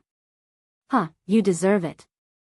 Lu Qing expressed his satisfaction in a concise and comprehensive manner. Yenjika withdrew her right hand from Lu Qing's stomach and held his arm. She said cheerfully, "I've told you a secret. Now it's your turn. Qing, you said you had a crush on me since high school." Thinking of this, she couldn't help but smile. She paused and said, "What about junior high school? What about elementary school? Did you like any girl? Or did any girl like you?" "No." Lu Qing answered without hesitation. Lu Qing answered without hesitation. He sighed and said, "At that time, I was very ignorant and focused all my attention on studying. Moreover, in the early days, I was thin and small, so no one was interested in me. Later on, the atmosphere in junior high school became bad, and the female students were proud of knowing gangsters. I didn't interact much with them. I want to see thin and small Qing." Yenjika pretended to be pitiful. "Do you have old photo albums at home?" "Yes, there are nude photos of me taking a shower when I was 2 or 3 years old." Speaking of this, Lu Qing couldn't help laughing. Yenjika's eyes lit up. "Show them to me when you come back to Shushan during summer vacation." Okay. "Do you have photos of your childhood?" Lu Qing also wanted to see Ku when she was a little girl. "Quite a lot. My dad took a photo of me as a souvenir. There are dozens of albums." Yenjika smiled sweetly as she recalled the past. They talked about the past, exchanged secrets, and talked about their hearts. Sometimes they were excited, sometimes they were warm. Unknowingly, the night turned dark and it was 10:30. "It's time to sleep." Yenjika looked at the phone screen and said with a little reluctance. Lu Qing was also immersed in the wonderful feeling of talking about everything.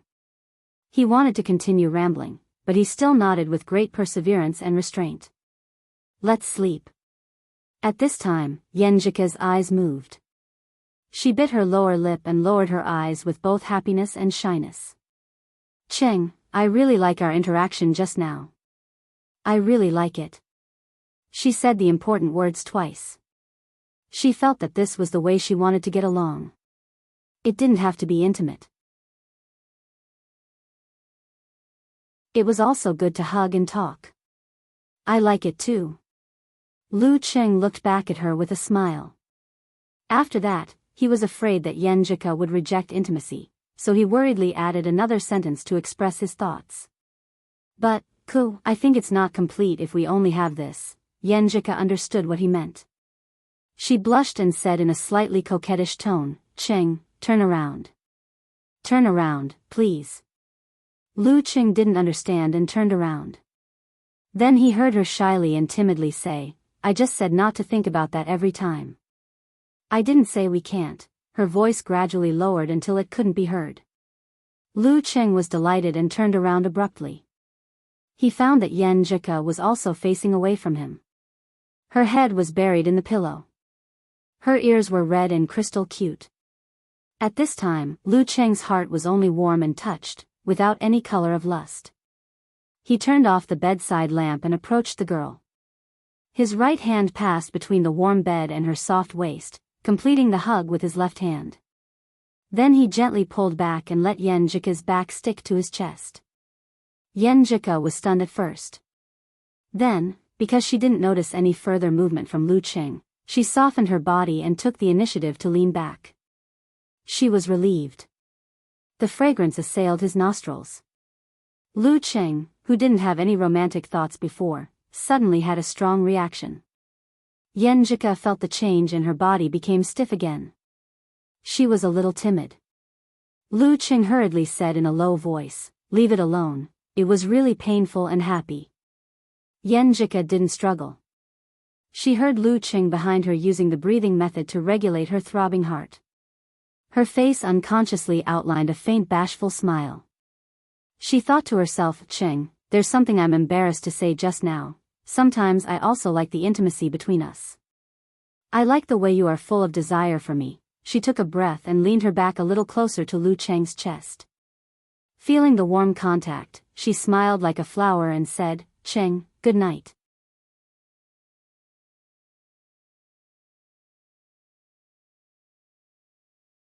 Chapter 198.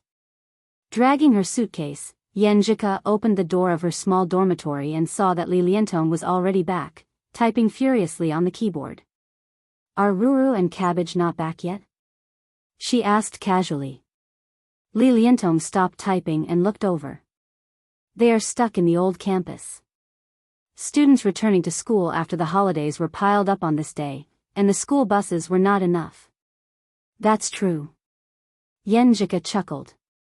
Ruru might as well skip another day of class. The May Day holiday was on Wednesday, Thursday, and Friday. Zhong Yenru skipped her classes on Monday and Tuesday to connect with the previous weekend and gave herself a super luxurious 7-day holiday. Li Liantong supported her cheek with one hand and watched Yenjika open her suitcase and busy packing. She said thoughtfully, You and Qing didn't take the school bus? After getting familiar with each other, she started to call Lu Qing by his nickname. Yeah, he booked a ride online. Yenjika's lips curled into a faint smile. If he really had to wait for the school bus, he would have to wait for 1 or 2 hours. Sigh, this is a bit of a waste of money. It only costs 4 yuan to take the school bus, but 60 or 70 yuan to book a ride online. Also, Qing spent a lot on this trip, especially the room, which cost at least 3,000. Plus other miscellaneous expenses, it would be close to 5,000. I wonder how much money he has left. She came from a good family and didn't have to worry about money, so she wasn't sensitive about this since she was young.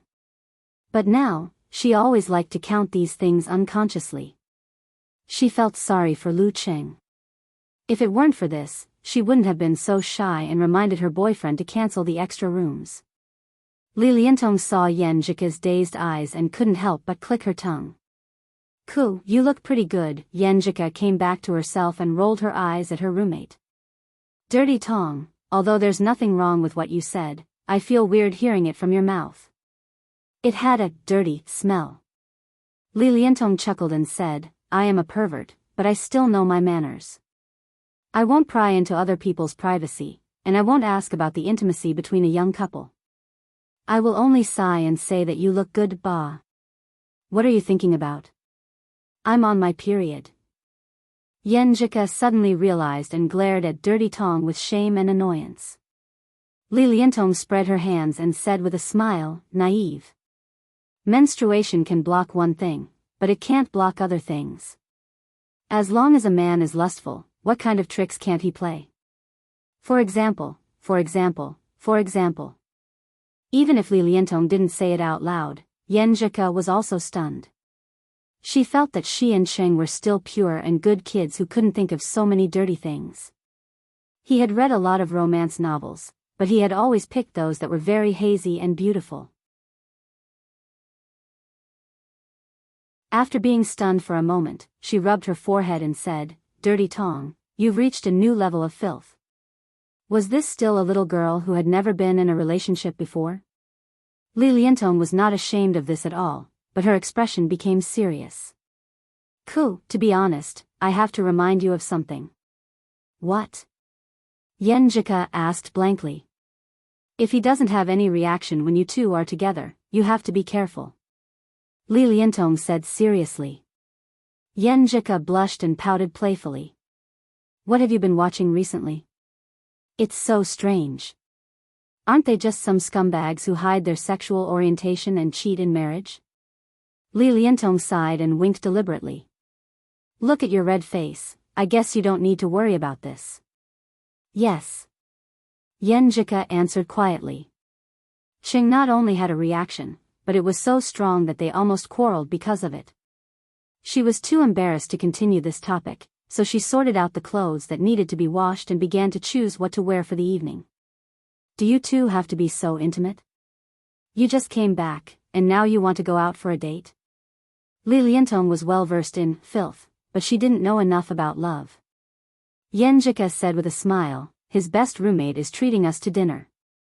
"There are other girls?" Li Liantong walked to Yan Zhika, as if she wanted to give her advice on what to wear. "Yes." Yan Zhika smiled slightly. "No wonder." Li Liantong chuckled and looked up and down at her beautiful roommate. She suddenly sighed. Your collarbone is so beautiful.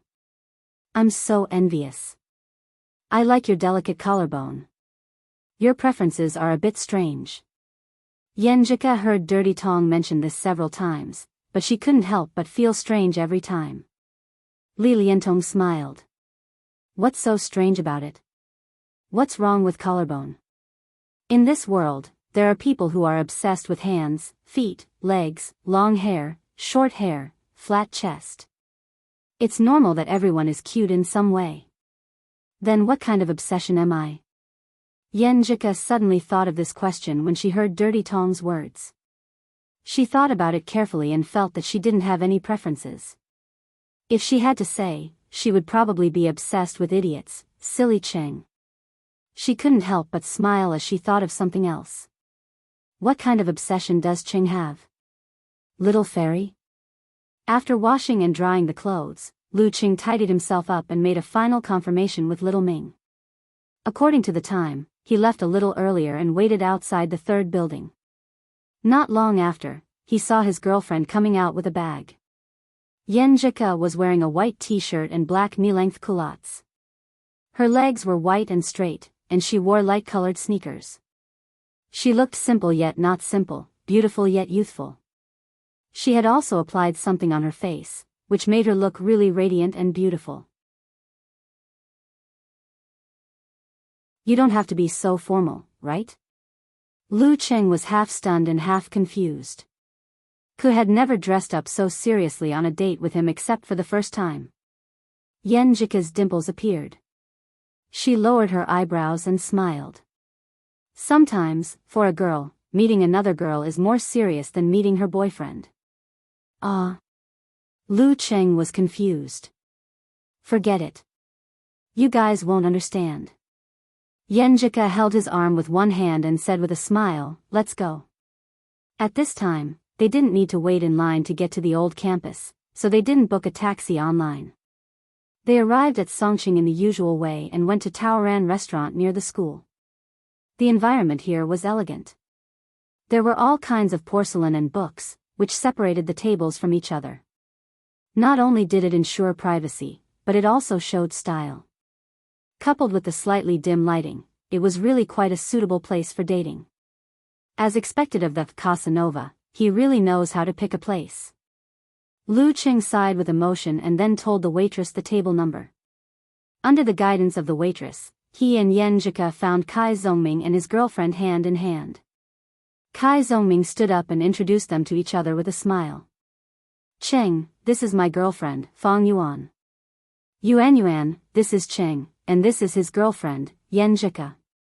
Lu Qing and Yan Zhika nodded to the girl who stood up after Kai Zongming. Nice to meet you.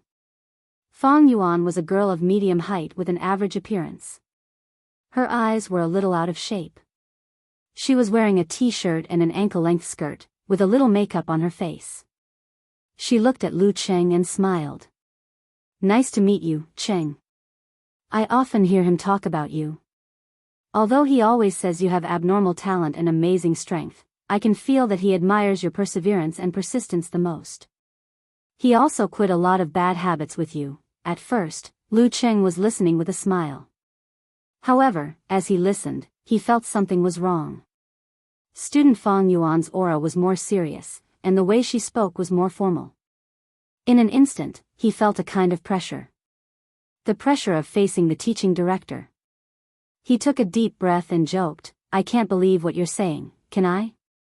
It's good enough that talker didn't insult me. How could he praise me and admire me? It's not scientific. Kai Zongming also smiled and interrupted, Yuan, I told you, Cheng won't believe me. You don't understand the way men get along. If you say I admire him, he will be scared. They teamed up to make the two girls laugh, and the atmosphere returned to normal. After they sat down and exchanged a few words, Kai Zongming winked at Lu Qing. Lu Qing took the hint and looked around.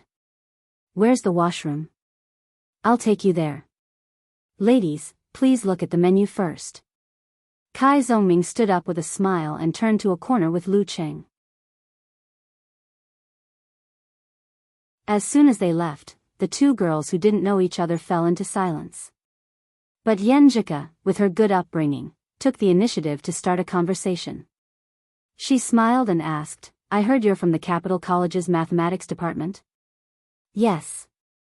Fang Yuan answered uncomfortably. Did Professor Smith give a lecture at your school last month? Yan Zhika asked with interest. Professor Smith was a top scholar who had switched from mathematics to finance. You know about it too? Fang Yuan's eyes lit up.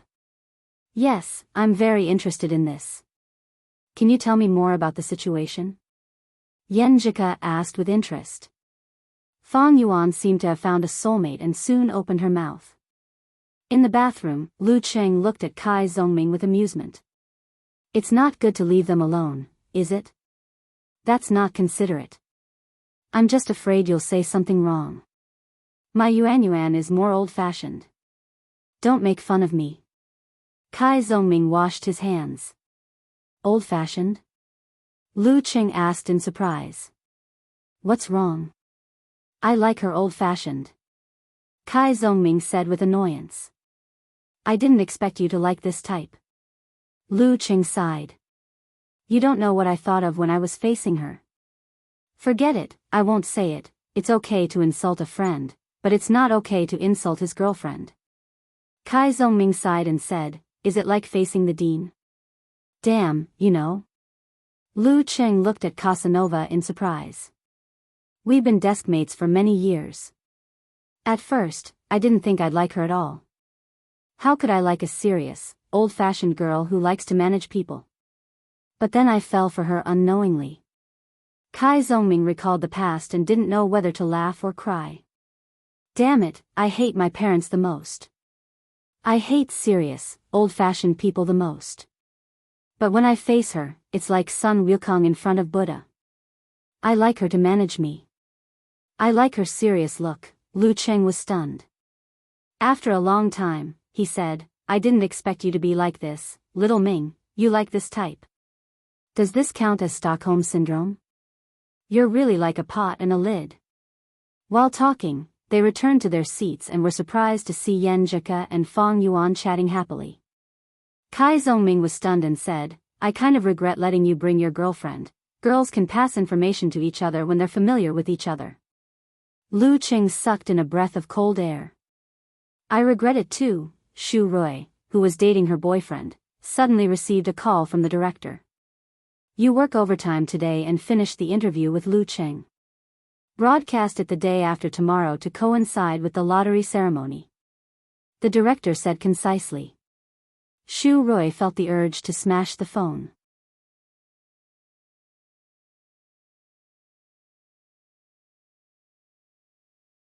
Chapter 199. Rui, what's wrong? Qing Mingxian, sitting opposite her, noticed his girlfriend's hidden anger. Shu Rui complained, it's all because of our director. I've already suggested to the director to broadcast the interview during the draw ceremony of the knockout round. They discussed it over and over again, but couldn't make up their minds. They were so wishy-washy. If they had told me earlier, I would have done it before the holidays. I wouldn't have had to work overtime. Qing Mingxian held her hand as if he was a student. He smiled and said, is it because of the interview? You know about it? Shu Rui's eyes lit up. Her attention was diverted. Qing Mingxian said proudly, how can a boyfriend not know what his girlfriend is busy with and what she has been busy with? I'll remember the key points you mention. Shu Rui chuckled softly. It's that interview. Sigh, don't you think that all of you, as leaders, change your mind one moment after another? Anyway, I'm not. Qing Mingxian said seriously, Rui, you don't have to work so hard. It's not like I can't support you. It's a job. If you feel it's interesting, you can do it. If it's tiring and troublesome, it will affect your normal life and health. It's better to be a full-time housewife. If Director Zhao calls again, you can just tell him to work overtime. Shu Rui looked at her boyfriend and sighed, I want to do that too. But how can I be a full-time housewife when I haven't gotten married and haven't even met his parents? Besides, I don't like to be someone else's canary. Speaking of this topic, Qing Mingxian's fair and gentle face showed some embarrassment. Rui, don't worry. When the company is on the right track, my mom can't find any excuses. I'll take you back to see her. 1 year, I promise, within 1 year. His mother was too strong. She was the famous Iron Lady of the business world in Songqing. She had made a whole set of arrangements for him, including his future marriage plan. If he didn't have enough confidence, he wouldn't dare to take his girlfriend to see her. Shu Rui smiled, I believe you. She had heard similar words many times, and she had also said similar words many times. After dinner, Shu Rui asked her boyfriend to drive her to the TV station to work overtime. Today, she boldly tried on a bohemian-style long dress with a pair of high-heeled sandals that she rarely wore. She felt a little bit of pain on her feet, and as soon as she sat in the front passenger seat, she couldn't help but touch the wound. Qing Mingxian glanced at him and didn't say anything. He drove the car out of the underground. After driving along the street for a while, he suddenly stopped the car by the roadside. What's wrong? Shu Rui looked at her boyfriend blankly. Qing Mingxian smiled. Give me 5 minutes. He pulled the handbrake, opened the door, and rushed through the crosswalk. Because of the obstacles, Shu Rui couldn't see where he ran to. She was confused for a moment. A few minutes later, Qing Mingxian rushed back with a bag. He took out a box from it and took out a pair of white sneakers. He smiled and said, wear this first. I don't think I remembered your size wrong. Shu Rui glanced at the shoes with sparkling eyes and felt a surge of warmth in her heart. I thought you didn't notice it. After putting on the shoes, she felt that the grievances of working overtime had been alleviated. She regained the mood to chat with her boyfriend and arrived at the building where Songqing TV station was located. When you're done, give me a call. I'll pick you up. Qing Mingxian made a phone call. As for now, he had to go back and report. Shu Rui smiled and waved. She walked into the building with her handbag. While waiting for the elevator, she couldn't help but sigh. Her boyfriend was good at everything.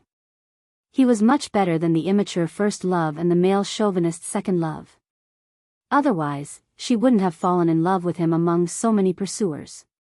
She also wouldn't have given up the offer from Huahai Satellite TV and left her hometown to come to Songqing. Sigh, his biggest problem is that he's a bit of a mommy's boy. Forget it, there's no perfect man in the world. Shu Rui comforted herself. She boarded the elevator and came to the second editing room.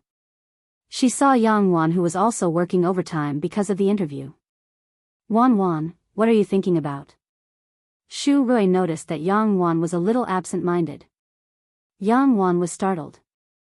She covered her chest and said, "Little Rui, don't you make any sound when you walk? You're too focused on things." Shu Rui chuckled. Yang Wan looked at Shu Rui and hesitated. "Little Rui, let me ask you a question. I have a friend who likes a man.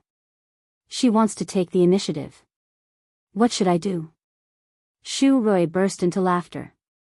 Wan, I'll pretend that this friend is you." Yang Wan was immediately embarrassed. She realized that she had been too obvious just now.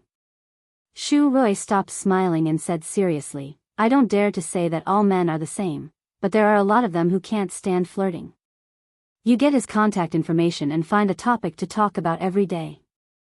Be more lively, cheerful, and cute. Don't talk for too long and become a burden to him. 3 months. Believe me, 3 months at most. You'll definitely be able to flirt with him. As for whether you flirt with him and become his girlfriend or just have sex, it depends on his character." "That's it?" Yang Wan was stunned. Shu Rui spread out her hands. "You have to learn how to put on makeup and make yourself look okay. And I'm only talking about some men, not all. Have you tried?" Yang Wan blurted out. "Nope." Shu Rui looked innocent. "I've never taken the initiative to flirt with anyone. This is what my roommate told me. She successfully flirted with several men." "And the result?" Yang Wan asked curiously. Shu Rui's mouth twitched. "I'm embarrassed to mention her. She only enjoys the process of flirting. Once she's done flirting and the other party becomes passionate and proactive, she'll lose interest and blacklist them. The world is so big. There are all kinds of strange things." Yang Wan could only sigh to herself. Shu Rui put down her purse and picked up the cup. She smiled and said, "Contact me on WeChat if you have any questions. Let's organize the interview first. Don't be late." At 9:00 on Sunday night, Zhong Yenru came out of the small dormitory next door and saw Li Liantong sitting on the simple sofa with a cup in her hand. "Dirty Tong, what are you watching?" she asked curiously. Li Liantong changed the channel and laughed. "Isn't there a draw for the knockout round tonight?"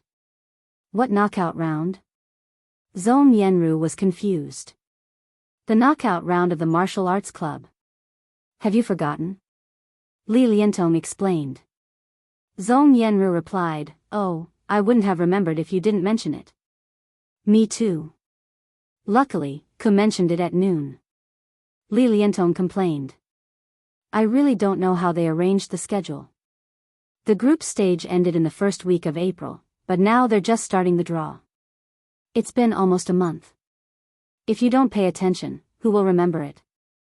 Zhong Yenru sat beside her and answered casually, "The school will definitely publicize it." Most of the nearly 10,000 spectators who came to the martial arts club to cheer were just there for the fun. Currently, there were very few people who insisted on paying attention to the martial arts club. Once the craze was over, they would gradually forget about it. After all, they still had to study, fall in love, play games, read novels, shop online and pay attention to all kinds of headlines. Everyone was very busy. "You're right." Li Liantong held the cup and took a sip. Her eyes were fixed on the screen. "Stop talking. It's starting." Similar scenes happened only a few times in the campus of Songqing University. Yan Shaoling and the other netizens of Lu Cheng's fan forum were already in full swing discussing it, praying that they wouldn't be drawn against those particularly strong teams. Lu Cheng, Yan Jika, and other special training members of the martial arts club gathered in the martial arts club's martial arts stadium, which had already closed. They occupied Geezer Sher's office and watched the live broadcast on their laptops. When the first group was drawn, they instinctively felt a little nervous and waited for the second group anxiously. The second group, Songqing University Martial Arts Club. The female guest took out the first small ball. In the office, everyone held their breaths. What happened next would determine whether or not they would be able to get more of the broadcasting rights. The female guest took out another round ball and looked at it carefully. Then she raised her voice and said, "Donglin Squad." Songqing University Martial Arts Club vs. Donglin Squad. Phew. The sound of exhalation was heard. Lu Cheng and the others were relieved. This wasn't the worst draw. Songqing's Yueyao squad had a professional 7th pin and an professional 8th pin Dan Stage Mighty One. They were almost guaranteed to advance to the second stage of the preliminaries. Donglin squad, on the other hand, came from Donglin City, the other end of the province's economy. It was a squad formed by a local martial arts sect. They had a long history that could be traced back to at least 1,000 years. There was a high-ranked Dan Stage Mighty One in the sect, who was the leader of the martial arts circle in Donglin City. Donglin Squad has an professional 8th pin Dan Stage Mighty One and 3 professional 9th pin fighters. All of them are from the younger generation of Wenqing School. They are a little stronger than Fearless Squad. Yan Jika recalled the information she had read. There were only a few teams in the top 8. She had already browsed through the general information. It's not hopeless. Sun Jian looked at Lu Cheng and Lin Kei with a smile. The knockout was in the form of home and away matches. The result of the draw was the first to determine the winner. If each team won one match, the score would be calculated, which was the total number of wins.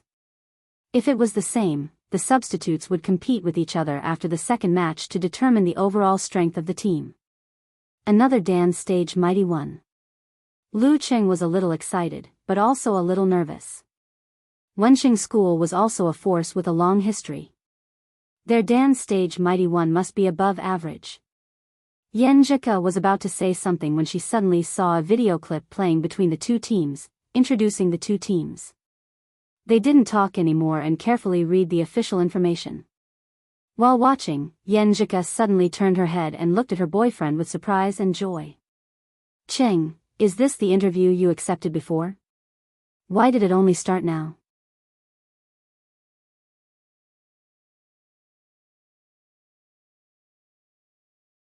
Chapter 200.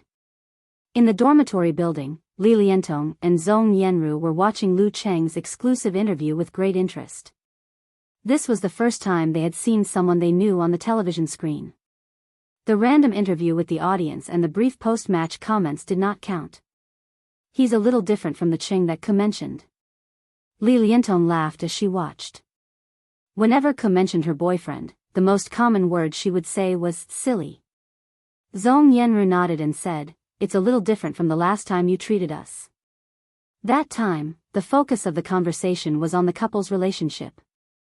Lu Cheng showed his humorous, considerate, and generous side. In the interview that was being broadcasted, the main topic was martial arts, which was Lu Cheng's field of expertise. He spoke confidently, calmly, and gently. Although he was still a little shy and inexperienced, the brilliance of him couldn't be concealed. This made the semi-acquaintances, who had only seen him a few times and only watched him fight in the challenge tournament, feel the contrast and impact. Li Liantong opened her mouth. She wanted to make a dirty joke, but in the end, it turned into a sigh. "Ke's taste is really good, yeah." Zhong Yanru recalled her understanding of Lu Cheng and her impression of him when she met him a few times. She couldn't help but agree. Yan Shaoling sat by the window in the second row of the classroom. The books on the table had been piled up into a fortress. She rested her chin on one hand and pretended to comb her hair with the other. She pressed her earplugs and looked at the phone on the edge of the drawer with a well-practiced attitude. She was watching the interview with a silly smile. This was a pleasant surprise. She originally just wanted to check the results of the draw and the forum and didn't have any expectations for other things. Who knew that Songqing TV station would make a big news and broadcast the long-awaited interview? Hey, this is the first time I've seen Lu Qing talk so much. Yan Xiaoling smiled. The whole interview was not much different from what she had expected. It was obvious that Lu Qing was not the kind of martial artist with a particularly distinctive character. His personal style was vague, and he seemed to be an ordinary, precocious boy. Although he was confident, calm, and dazzling, if one really wanted to describe his personality traits, he lacked any explosive points. To put it simply, Yan Xiaoling felt that Lu Qing was the kind of boy next door, which matched her initial impression of him as warm and considerate. He didn't disappoint her. Thinking of this, she sent a message to Brahman, deliberately provoking her. Lu Qing doesn't seem to have that kind of mysterious temperament. For this reason, she even added a crying emoji. Brahman quickly replied, "I'm no longer the child I used to be. I like my idol." Immediately after, she added, "That's right. Call me father." "How rude of you. What do you mean I'm no longer the child I used to be?" It had only been slightly more than 3 months. Yan Xiaoling complained. Just as she was about to press the keyboard on the screen, her heart suddenly tightened. She found that the light on her phone seemed to be covered with a layer of shadow. She quietly stuffed her phone back into the drawer and covered her ears with both hands again. Then, from the corner of her eyes, she saw a black shadow outside the window. The mysterious homeroom teacher. Under the night sky, the remaining lights of the teaching area were reflected on the surface of the lake, rippling with the slightly cool night breeze. This interview was taken before Valentine's Day, right? Yan Jika swung her hand that was holding Lu Qing's hand like a swing. Yes. Lu Qing looked at the girl with a smile, often showing her liveliness recently. Of course, in front of others, she was no different from before. Yan Jika stopped her childish behavior and sighed inexplicably. It's only been 2 months, but you've changed so much in the interview. It always makes me feel that it's been a long time since school started. Just like how she sometimes felt that they had been dating for a long time, so long that she had gotten used to each other's breath and temperature. She didn't have the nerve to say this, so she said with a smile, "The experience of the preliminaries has helped you a lot. More mature, more confident, more responsible." "I think so." Lu Qing smiled and turned to look at the girl's clear and bright eyes. "It's mainly because I have a girlfriend." This made him mature not only in the arena. Yan Jika's pretty face was blushing. She turned her head and looked to the side, gnashing her teeth. "See, this is the change. You're getting more and more thick-skinned." There was no trace of anger in her coquettish tone. Lu Qing snickered and pulled the girl over. He let go of her hand and wrapped his arms around her slender waist. This was the way he liked to walk recently. Donglin City, Wenxing Mountain. Behind the vacation villa area where the land was worth thousands of dollars, old buildings with a sense of time erosion were scattered in the picturesque scenery, complementing the peaceful and quiet mountain night. In one of the buildings, the lights were bright, illuminating rows of bookshelves, a table covered with rice paper, and a young man in a black Han suit with red stripes. He was in his early 20s. He was holding a brush in his hand, concentrating on writing words that were sharp and restrained. "Senior brother Zhou, don't you care about the result of the draw?" On the other side of the study, 2 female guests were sitting. One of them had a ponytail, thick but not messy eyebrows, which made her look quite pretty. Zhou Jingxuan's breath was unchanged, and his writing was not messy. He said leisurely, "What's the use of caring? Do you think I can force those old men to start again if I get moonshine?" There was only one rule in the draw of the preliminaries, which was to avoid the first and second place of the group. Anything could happen, so it was particularly exciting. At this point, he laughed, "Junior Sister Yi, you didn't pay attention to the Yenling Division's lot drawing ceremony and brought Sister Jiang Lan here to wander around blindly." The speaker was Yi Yaoting from the Iya Martial Arts Club in Yenling. Her family was closely related to the Wenqing school. They both belonged to the branch of the Black Tortoise School, one of the 12 major forces. Their core martial arts originated from the heavenly water scripture, the unique skill of the water sect, and the Black Tortoise sword. Therefore, when they interacted with each other, they called each other senior brothers and junior sisters. Who said I don't care? Isn't there still a week to go? Yi Yaoting looked at Zhou Jingquan with disdain. Regarding this matter, she had said it 3 times, but senior brother Zhou obviously didn't take it to heart. The Yanling division was relatively large, and there were more teams than Songqing. There were 2 more rounds in the group stage, so the draw ceremony was a week later. Yi Yaoting had nothing to do, so she thought that the Wenqing school seemed to have formed a team to participate in the preliminaries and had successfully passed. She simply invited Jiang Lan for a short trip and came here to exchange ideas. The demure and gentle Jiang Lan followed with a laugh. If we really get moonshine, I'm looking forward to seeing the change in your expression.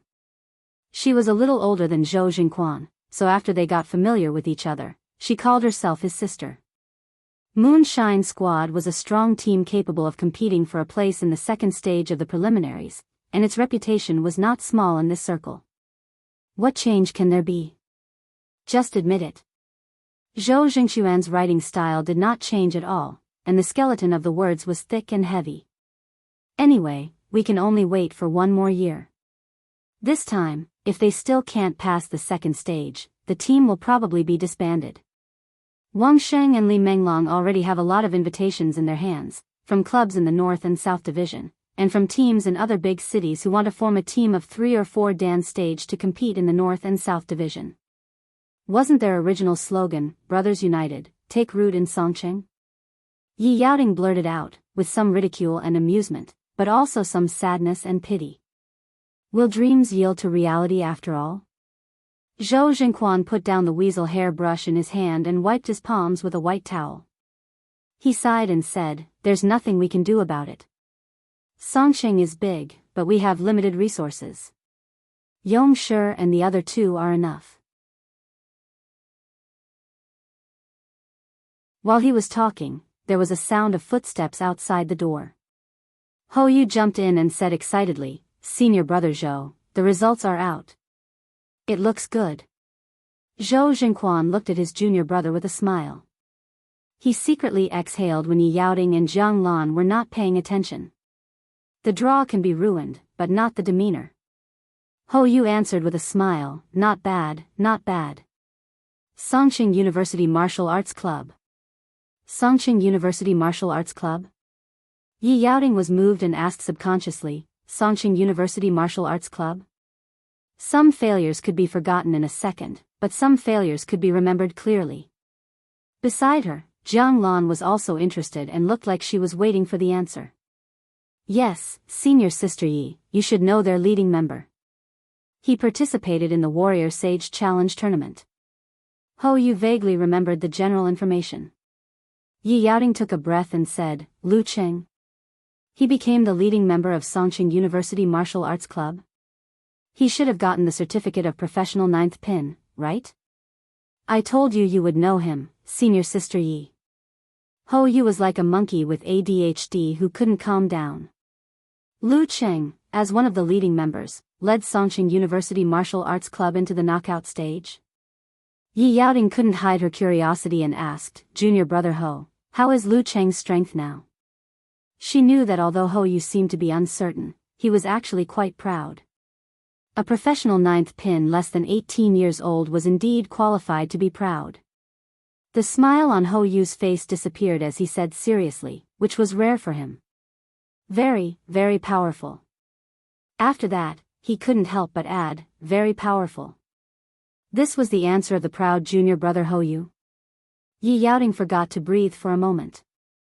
Back in the dormitory, Lu Qing browsed the information of Donglin squad.